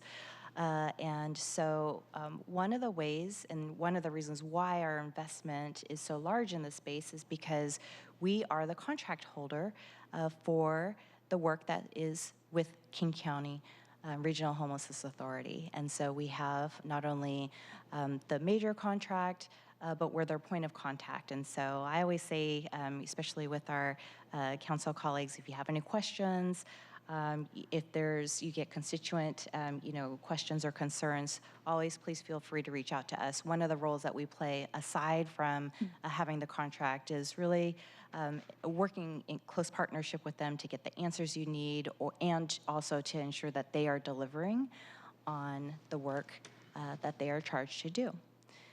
One example of another way that we partner with King County Regional Homelessness Authority, it happened it's hard to believe, but just last month we had a severe weather response.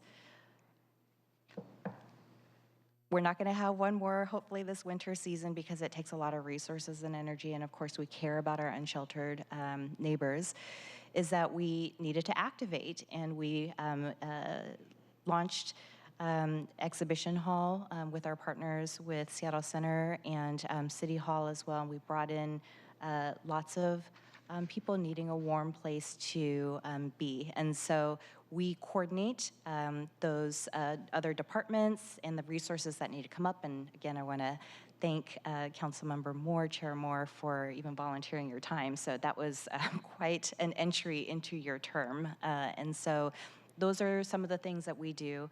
And aside from our relationship formally with KCRHA, we do play a role in the citywide effort that many of you closely are knowing as the Unified Care Team. And we have many departments play a role there. Our staff, our regional coordinators, and are working in these neighborhood areas. And so we play a role with that. I believe there's one presentation that we are aligning with KCRHA, which is to come back to this committee and do a deeper dive, and so more to come on that. And I know that the Unified Care Team, currently led by the Mayor's Office, will also probably be brought forward and be discussed more broadly. But we do play a part in that. So specifically, some highlights, and this is a little bit unusual, but again, I'm starting with the dollar amount here just because it is larger. So we do have $135.3 million of funding. I want to be really clear that there's various fund sources. That's not all general funds. In fact, there are federal dollars moving over as well and other fund sources. One of the things that we do track, and you may have heard, is that with KCRHA, they subcontract with community-based organizations, and those organizations, while what they do is important, but one of the things that we're tracking is also that those contracts were being developed and executed on time, and so that was really important so organizations can get paid, and so that's something, because it was a recent transition, that we were monitoring as well. And so you could see in 2023 there were over 140 different contracts with our funds through KCRHA.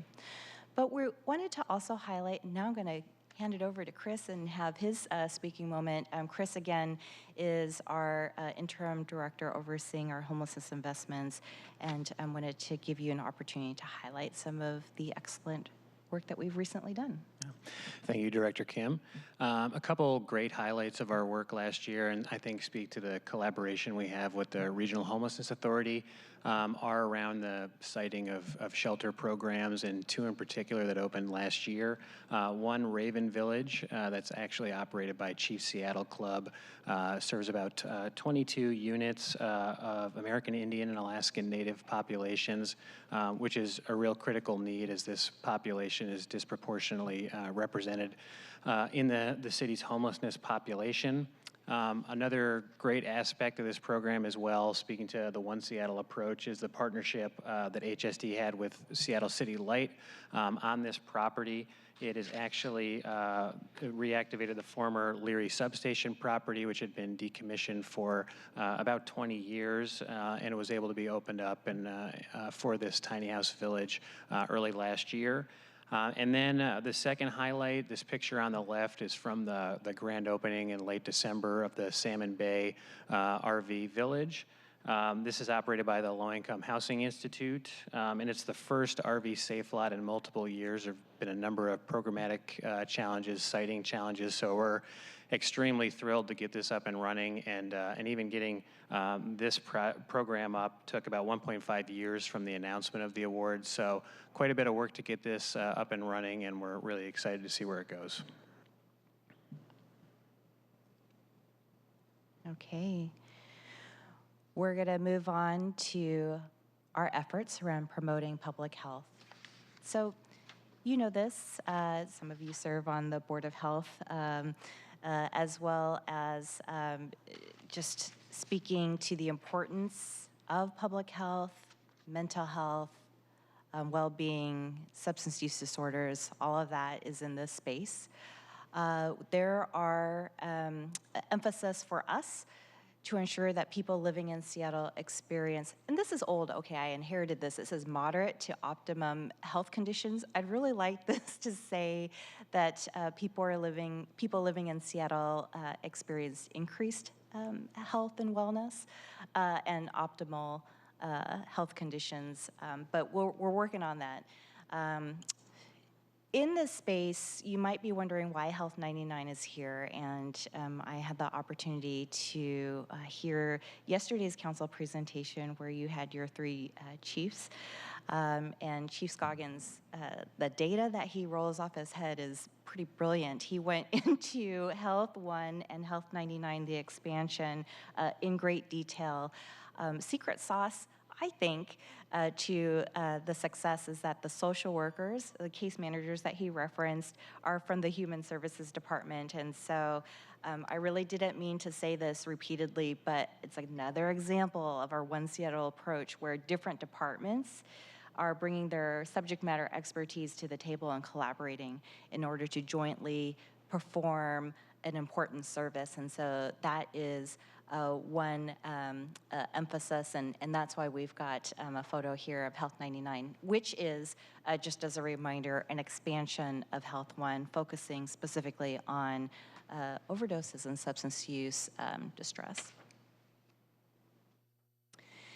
Other ways in which we're promoting public health, it's not only through Health 1. I won't repeat the chief's statistics here, and naloxone and Narcan are named here two different ways, but you'll know that there's a generic term and the brand term for reversing an overdose. But also wanted to highlight there's other ways in which we support the promotion of public health. It is primarily the function of the state, and for us regionally here, the county, so it's public health, Seattle, King County, and also King County Department of Community and Human Services. We do have a contract similar, but not quite as large, with public health. We have a contract with them in an interlocal agreement similar to that of what we have, the relationship with KCRHA that I just talked more extensively about.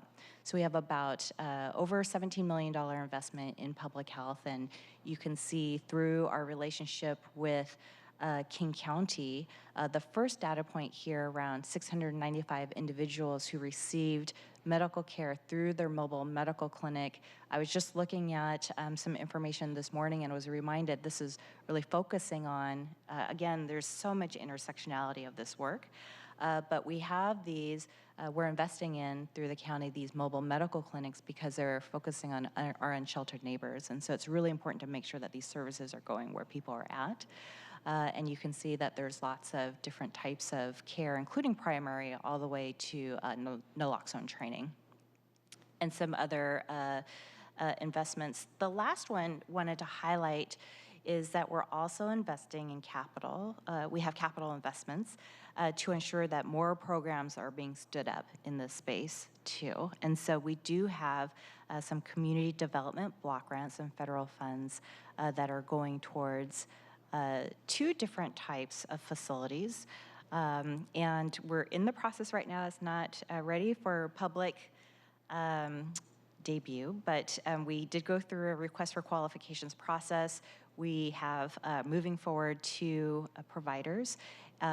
One is focusing on that outpatient treatment. We just need more of it. It exists, but we need more of it.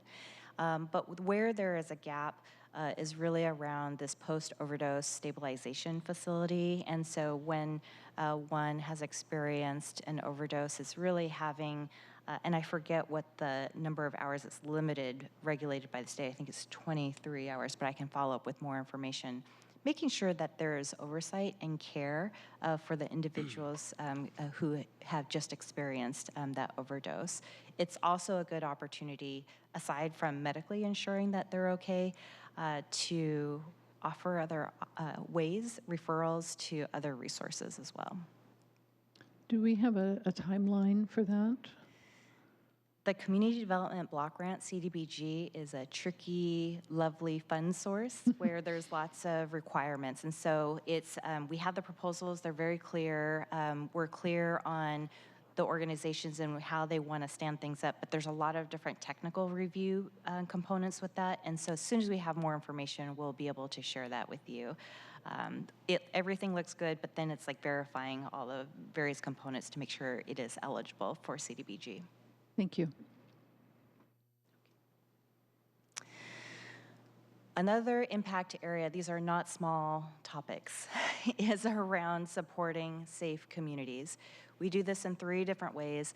This is another good example of how we have funding investments, the way in which we work on policy and aligning our decision makers, as well as supporting community-based organizations who do the incredible work that they do.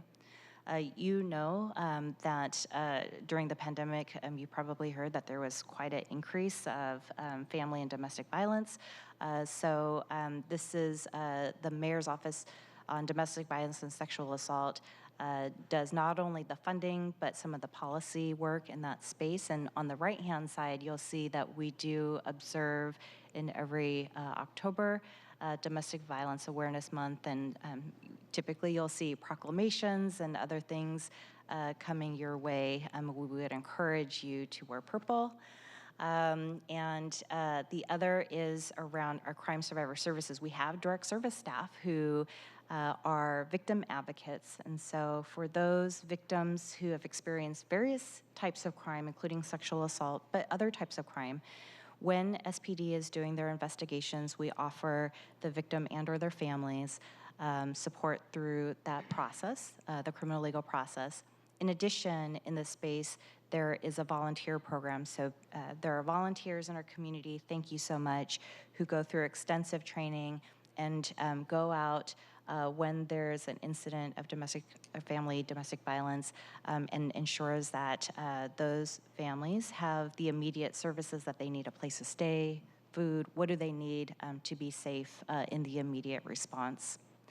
And then finally, with the community safety investments, we do have contracts with community-based organizations who are outside of the domestic violence, sexual assault space, who really focus on increasing community safety. And so when we talk about gun violence and the impacts that it has on our communities, that's where those investments reside.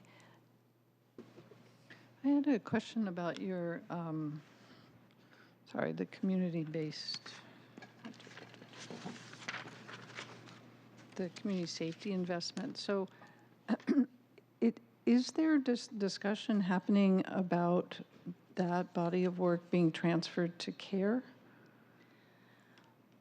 I think that there is an opportunity with now CARE being stood up to examine our investments and ensure that it's correctly housed.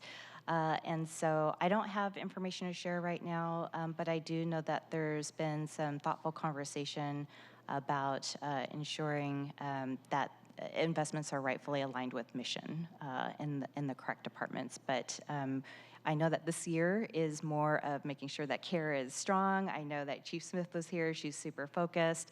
You know, again, One Seattle. If an investment is, whether it's with us, Department of Neighborhoods, or other spaces, I think what's most important is that at the very least, there's cross collaboration, there's the interdepartmental work, but it could be that there is some movement as well. How much is that body of work, the community safety investment programs? Community safety, is it right? I'll have to get back to you. I want to say in the community safety, it's around 25 million, but I'll need to confirm that dollar amount. Thanks. I know how much we invest in the overall budget, but I think that you're kind of honing in on that third bullet. Right. And so I'll give you, I can follow up with it. Thank you. Thank you. Great question. So I do want to do, in the performance metrics, highlight a little bit more of the community safety work. And so I'm offering a couple data points for you, but I want to go into our partnership with the community, a Seattle Community Safety Initiative, alphabet soup, SCSI. And so we have here featured on the slide the 4 partnering organizations that make up the Seattle Community Safety Initiative. It's led by Community Passageways. Some of you know Coach Dom. I want to recognize this particular initiative because of the work that they've been doing and because of the recent shooting. And want to acknowledge that they have been on the ground in Southwest Seattle. They're working with the family. They're providing safe passages, and so what that means is just, you know, safety amongst the schools and making sure that they're present. The Y is the leading organization. They happy to come back and talk more about SCSI. In fact, we've done council presentations in the past about the model, really neighborhood-based approach for this. And it's built off of relationships and making sure that they also have some discretion. Some of the discretion is that they can also help with things like funeral expenditures and other things associated when a tragic event occurs, like a shooting and death. And so those are some of the things that SCSI does. It's way more complicated than what I just offered, but wanted you to know that they are responsive. They also, last year, you may remember the shooting at Safeway down in the South End. And so the Boys and Girls Club just want to also feature that, you know, it's not just about necessarily a response to gun violence at the time, although they do that. There's not a lot of organizations who will go out that night and try to de-escalate, but they also recognize the importance of activating spaces and creating positive environments. And so last year, there's some positive things happening and some gun violence that occurred. And in fact, one of the employees at the Boys and Girls Club was shot during that time and is recovering. But nonetheless, need to give them the proper exposure for the work that we do and the work that I think is important while we do some of the other important community safety work and public safety work. So it's lots of approaches to meet the community need. Can I say something about please, that? go ahead. Yeah, I just want to thank you, Director Kim, for highlighting that work. That shooting at Rainier Beach last year was tragic and terrible and frightening for the people who, as you say, were there trying to activate the space, trying to make sure that community has a safe place to gather, and for them to be targeted or to experience something like that was particularly ironic and frightening.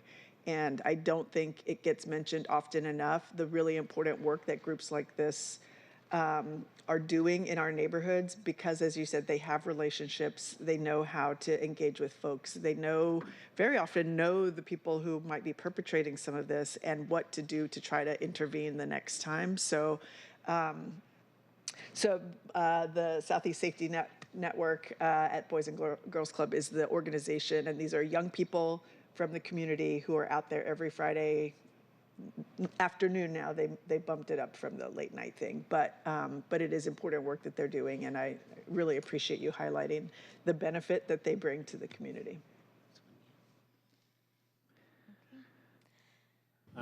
If I could just go back for a second, the budget for the community safety investments, actually, it's 15.9 million at the moment.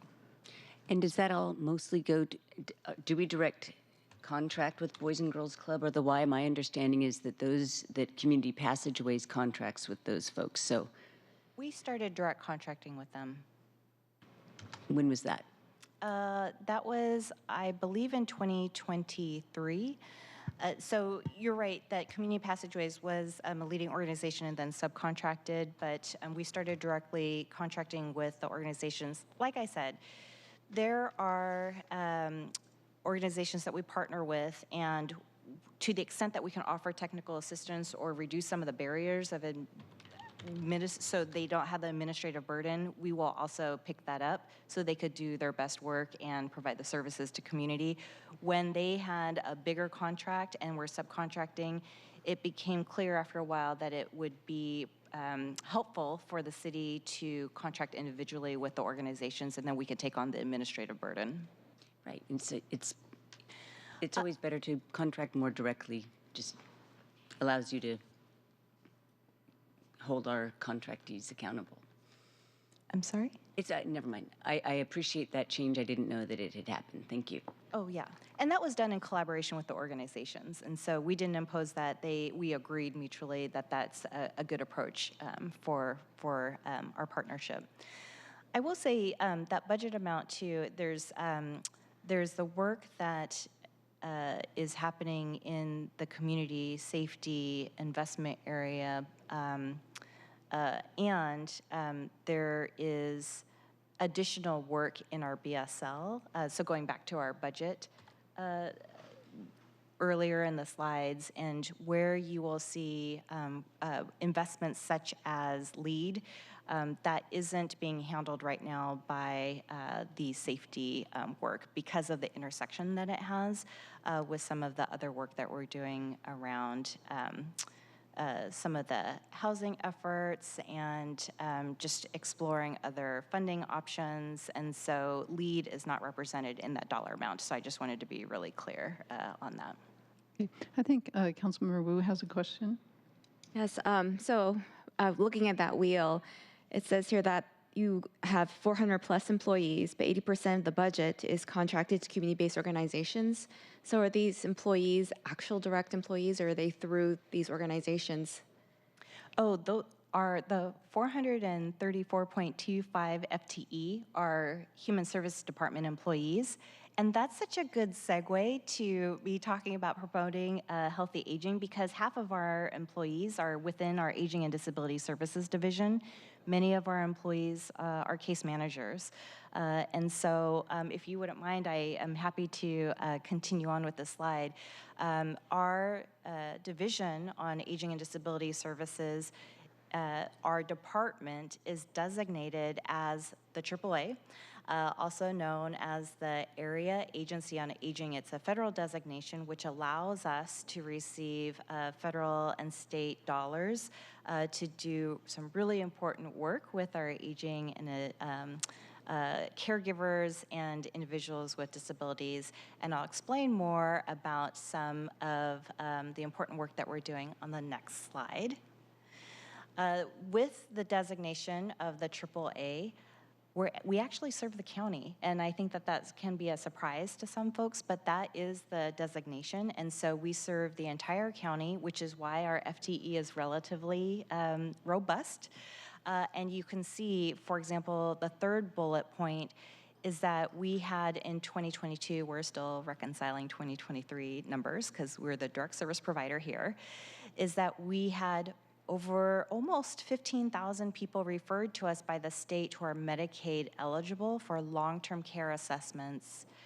And so what that means, I don't know if you're familiar with this space. I actually been at HSD for a little bit of time and can give you real-life examples because I used to work in Aging and Disability Services Division, is that the case managers will have these individuals that they're assessing, and through that assessment, they can determine what kinds of resources they can access. Things like home care, adult day health, really important services in order to maintain their health and allow them to age in place, ideally. And so those are just, you could imagine the caseload, and so that's why we have so many FTE. But there's many more great statistics up above.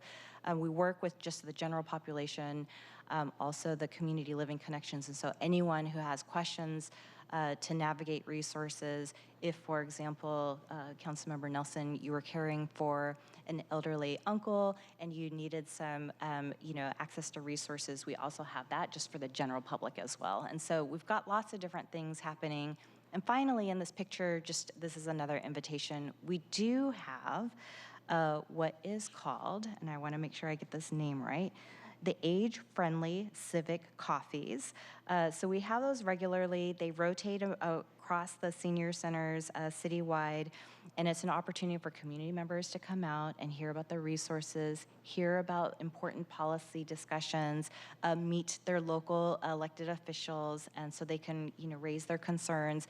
And so that's an invitation for you to participate there too. And that's some of the work that we do in promoting healthy aging. And here's our contact information. All right. Well, we've been able to ask a lot of questions, and I think we're short on time, so I'm going to close it up. Councilmember Saka. Okay, quick question. Yeah, just more of a comment, just in line with what our colleague, Councilmember Morales, mentioned at the closing end of the last presentation. I just want to express my sincere gratitude and appreciation, Director Kim, and for you and your team. Same thing for Director Winkler-Chin, who is no longer in the room, but for the hard work you all do every single day, and service to our city in your respective area. And I recognize and acknowledge and appreciate the fact that you are all the subject matter experts in your respective fields. And so, I've long practiced an attitude of gratitude, so to speak. And, if anything, it's only going to ramp up. And I've been very impressed by you and everyone that I've encountered for your expertise and willingness to meet and with me offline. Thank you for that meeting earlier this week offline about this one-on-one. I think it minimized some of the questions that I had today. But I am grateful for the opportunity to work alongside you all. That said, I view my role at its core, especially in this capacity, is a legislative oversight function. And, I'm not here to just lodge effusive praise, slap high fives, pat each other on the back, attaboys only. I'm here to ask tough questions. I'm here to initiate uncomfortable conversations, potentially. I'm here to share my priorities. It's important. We heard from Chair Moore, that 90% figure, she shared a priority. Council President and myself shared something that's important, like we need to understand benchmarking and market analysis on these and policy design and tweaking. And it is up to you all, the experts, to figure out, work with the executive, because you all report to the executive. And I know there's a lot of shared interests amongst my colleagues in this body to work with the executive and also exercise appropriate checks and balances. And this, I would respectfully submit, is one way we do that. Asking these uncomfortable questions, initiating these conversations. And I also understand and acknowledge that being sort of summoned here, even before this friendly body, it might be uncomfortable for some of you all as well. But I appreciate you all for the work you do, and I'm looking forward to continued partnership together. Thank you. All right, well, thank you very much for the presentation. It was very informative. Lots of good work being done, and I'm really looking forward to working with your department for the rest of this year. Well, thank you so much, and thank you for your patience for sitting through a longer presentation in the beginning. Thank you again. Thank you. Okay, and clerk, may we read agenda item 3 into the record? Agenda item 3, introduction to the Office for Civil Rights for briefing and discussion.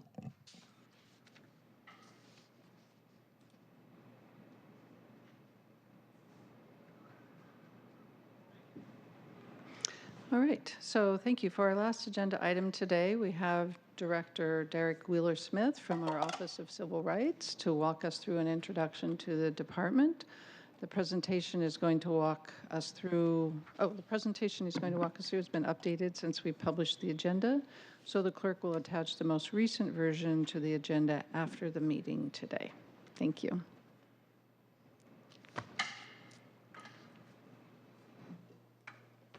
Thank you, Council Chair Moore. There we go. Thank you, Council Chair Moore. Appreciate the opportunity to come before you all today, and certainly look forward to continuing to partner and continuing to have impact on our great city. Yeah, just say thank you for your patience. Or I hope some of it was interesting and informative to you as well. Absolutely. Happy to have Deputy Director Fahima Mohammed, the Office of Civil Rights, with us today. Yes. And thank you, Sage, for assisting us with getting set up here.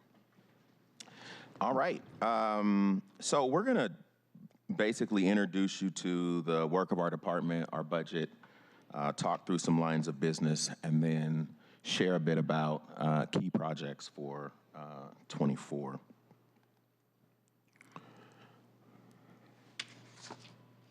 You can bump another slide.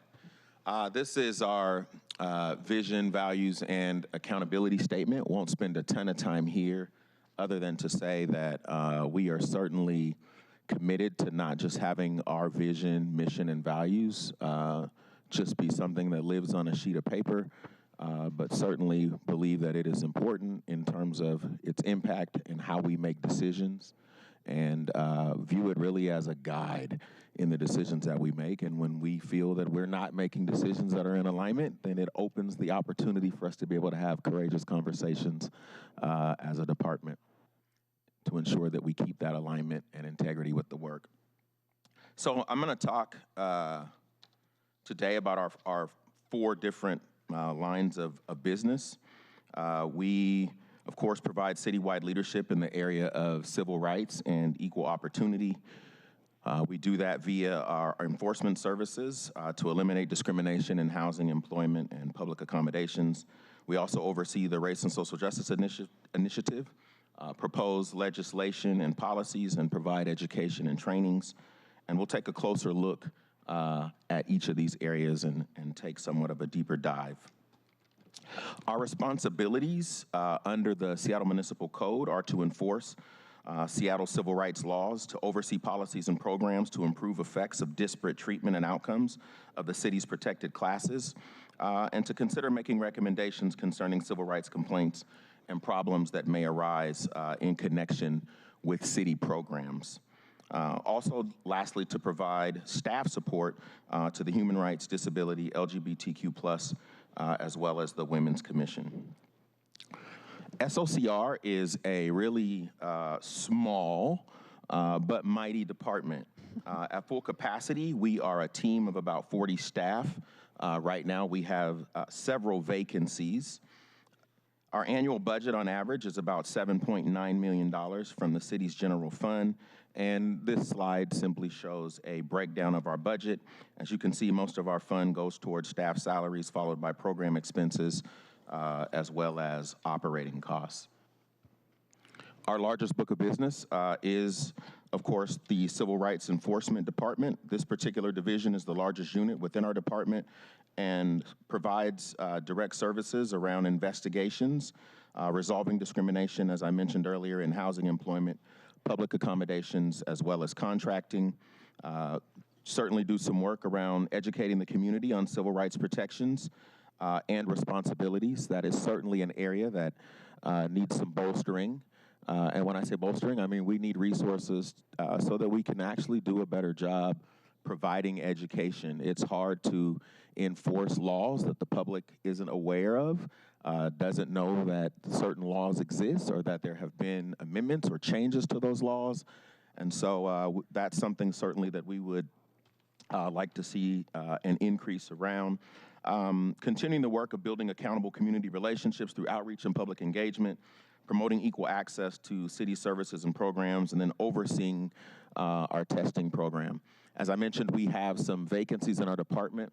One of the revolving doors that I've been able to recognize is within our enforcement department. We actually offer the most robust investigations of all city departments. And one of the challenges are annually there is a 40% retention challenge with enforcement because while we offer the most robust, we train up our folks and then they are unfortunately poached. There's a large corporation who shall remain unnamed who has 3 of our staff right now, and so former staff, I should say. And so certainly I can totally understand folks wanting to take more pay for less work. And so we certainly are looking at pay equity challenges and see that as something that needs to be solved for and resolved. As you can imagine, this creates significant challenges. Kudos to our fantastic team who has been able, in the midst of all of that, to not face any backlogs. So that's just due to a significant amount of work, obviously, that this team has undertaken. We also enforce federal laws in addition to municipal laws that state offices do not, including fair employment practices, fair chance housing, unfair public accommodations, closed captioning, all gender restroom ordinance, a ban on conversion therapy for minors, as well as fair contracting. In 2023, a total of 59 new cases were filed, and a total of 72 cases were resolved.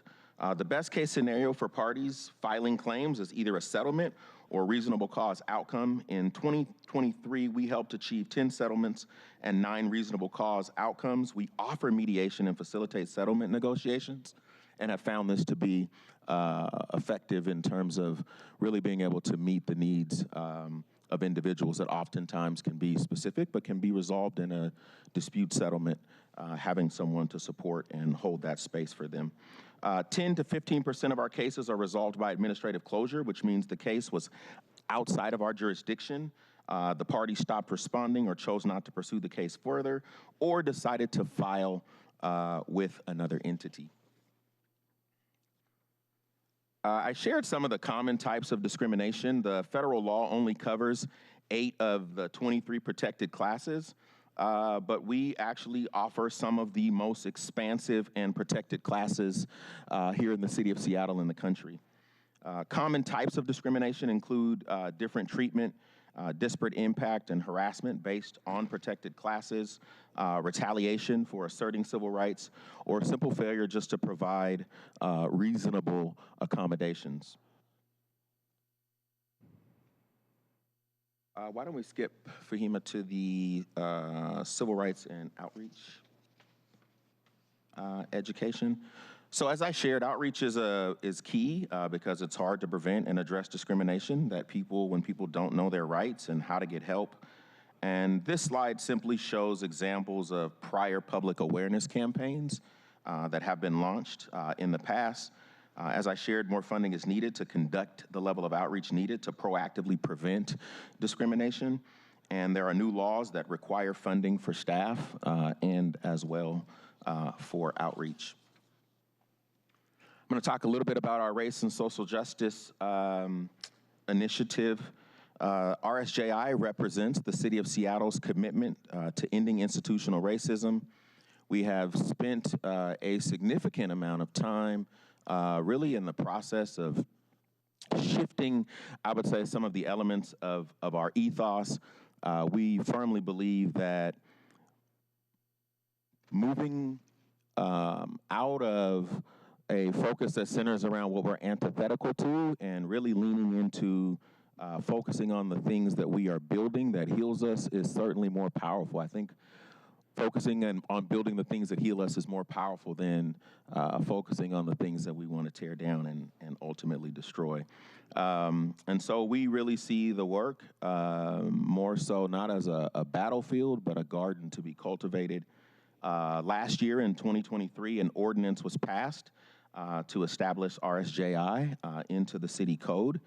That took a significant amount of work, and we are grateful for all of the partners who were able to bridge across difference and do the work of widening the circle of human concern. Certainly appreciate Councilmember Morales and her office for all of their support in getting that over the finish line. We serve as a convener and convene employees to advance racial equity. We advise employees, directors, teams, departments on race and social justice issues, provide training for employees on foundational racial equity knowledge and more advanced concepts, as well as technical assistance for racial equity toolkits and racial equity in the city budgeting process. We are extremely excited about a new program that actually launches on the 28th of this month, and it is a race and social justice cohort model. It's a learning cohort model that actually brings city departments together to thoughtfully collaborate. Most often, the challenges that we are trying to solve for are incredibly complex and cannot be solved by one department, by one sector, by one community-based organization, and requires comprehensive planning and comprehensive thinking. And we believe that by getting the right people in the room and asking the right questions, that the wisdom emerges. This also allows us to move out of silos, as oftentimes we have books of business that overlap. And this allows us to, rather than looking at one department as having 8 million and another department has 12 and another department has 5 and another department has 7 million, we go, wait a minute, we've got $50 million to solve this really complex issue. How do we look at the root causes? How do we look at the gaps in service? And how then do we partner and make sure that we get more people into the decision-making process, as most often we lack proximity to the challenges and issues that people are facing in community, and it provides an opportunity for us to be able to co-create these solutions in partnership with community. There's a change team, interdepartmental team that's going to be working together as we finalize the elements of the charter in support of the ordinance that was passed. And this year, RSJI will be at its summit celebrating its 20th year. So for 19 years, it was an initiative, and it will, of course, be celebrating 20 years this year. I'm going to talk a little bit about our policy team. Our policy division supports innovative community-driven solutions to advance race and social justice and really bring about greater equity for all of Seattle residents. And the program that I just talked about really is going to have kind of an external impact, thinking about the cohort model.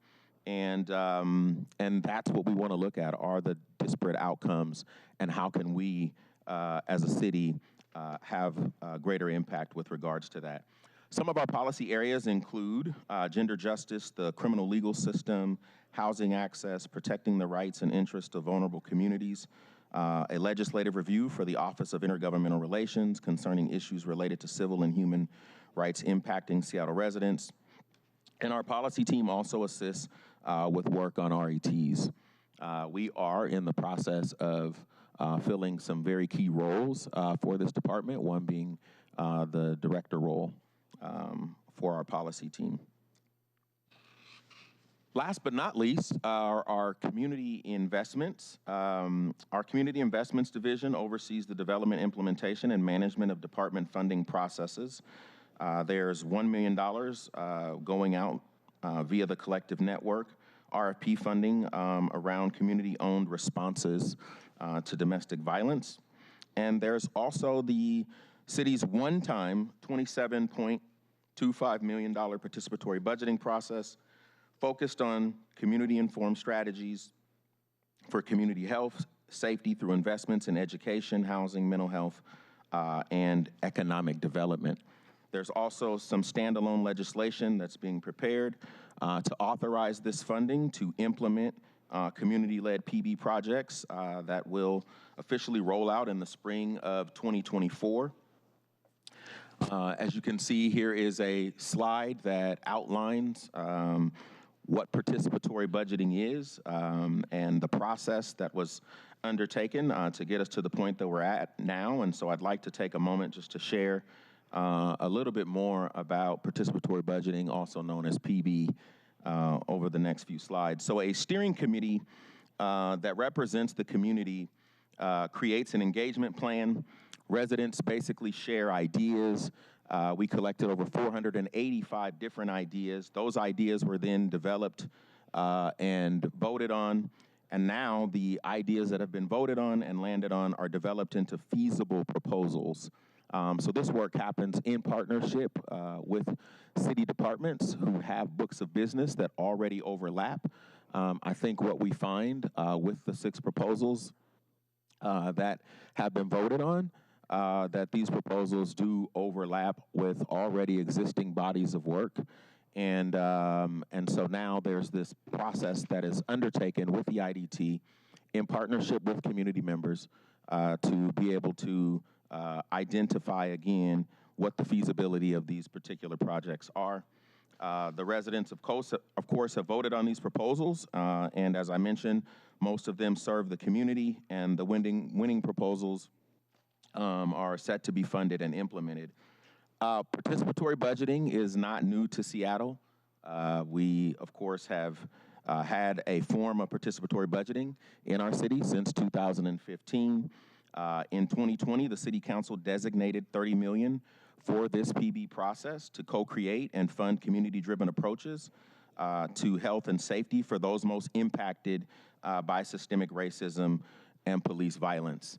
I know 2020 seems like a lifetime ago, but I think that what commitment looks like is long after the emotions you had when you signed up and said you were committed to something have gone on, you're still locked in to deliver on what you committed to delivering on.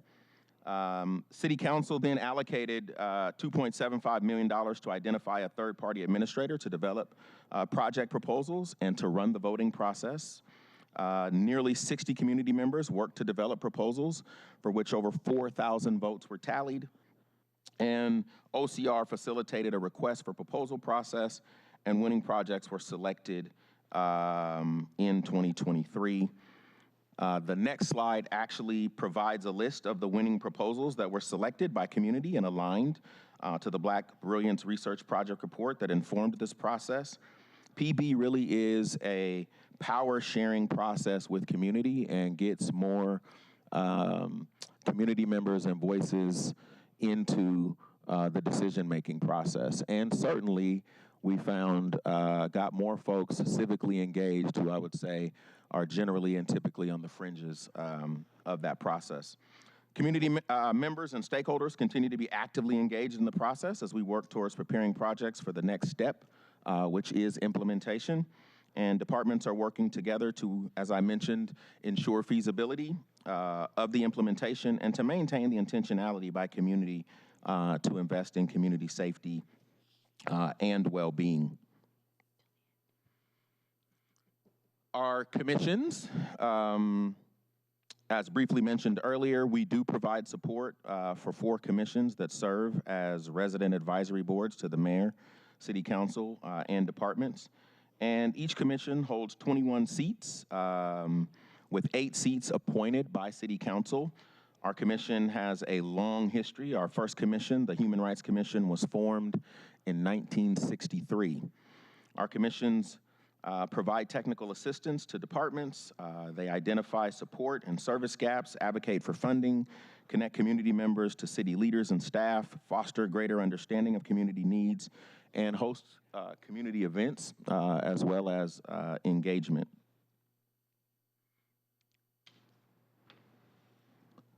Some of the key projects for our department include one of the things that I did not mention earlier that has also been a historical challenge for our department is we've had a extremely outdated enforcement database that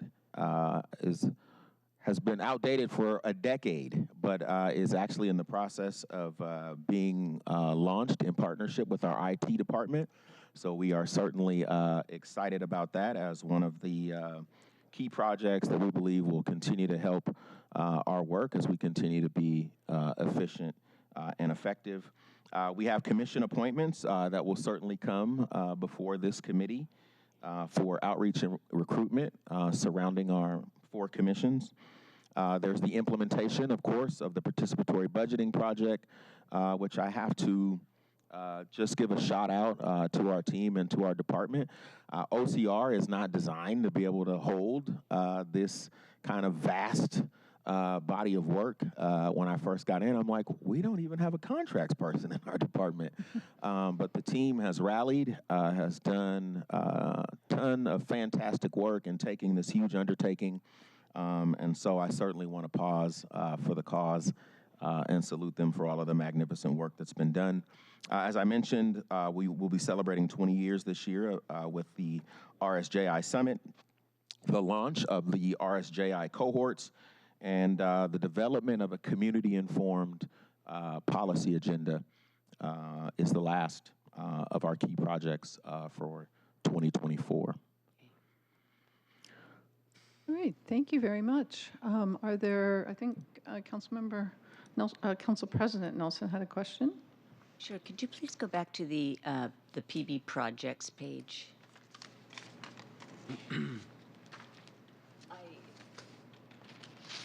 No, the ones that the winning ones. All of the projects. There we go.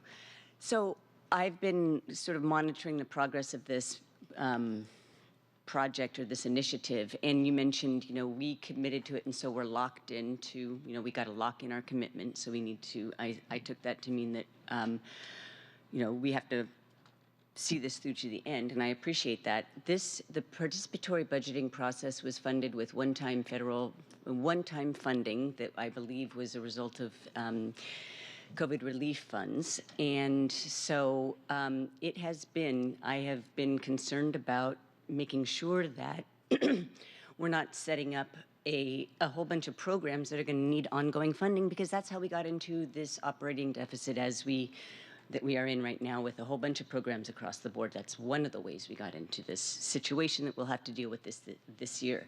So when I'm I'm concerned because a lot of these projects have, and I've told, I believe that we've communicated to your office and I've communicated to the mayor's office, and they all know where I'm coming from, but I have said that this is a concern of mine, so whenever that legislation comes down, I will want to make sure that there is clear language that this is $27 million worth of funding, and then once it's gone, these programs sunset or something, because what I said was, I don't want council to be put in the position of having to tell community that we're discontinuing these things, and I don't want to set up expectations. So it seems as though some of these items they're programmatic, so they have ongoing needs past the dollar amount down at the bottom, potentially. So could you please speak to that?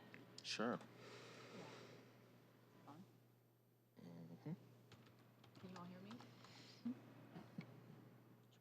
What about now? Okay, great. Very good question. So we've been very intentional about communicating throughout the entire process about the nature of the one-time funds. Part of our proposal development of inviting departments in to look at feasibility of the ideas in the proposals were just to consider those things. The folks that we invited from departments, all of this work already exists in these departments, with an exception of the public restroom. And so in thinking about and ensuring feasibility, that was one of the things that we had talked about. And so the folks that were working on in the IDT and the feasibility ensured that we would be communicating with providers via the contract, but also thinking about ways to fund or braid funding of existing projects. So for example, we worked with OPCD for this Native Youth Past Present as a body of work that already existed in their department. And they were like, we can use this $7.2 million to absorb that into existing funds that we already have so that we can make that project a bit more robust. Thank you for that forethought. Appreciate it. Sorry, so clarification. So will the department be running that program, or I'm confused? Yeah. It won't So- be a community-based organization that's awarded money to do that program? It's yes and no, right? When we talk about capital projects, there are departments who do that work in partnership with community. OCR is facilitating the process. We are in the implementation phase, and so all of this money, the majority of it would be RFP'd out by departments, and we will support those efforts in communication, developing a timeline and supporting some of that. And so that's what I meant about braiding funding, thinking about things that are already going out and ways that we can be really strategic about folding some of this work in where it makes sense. Okay.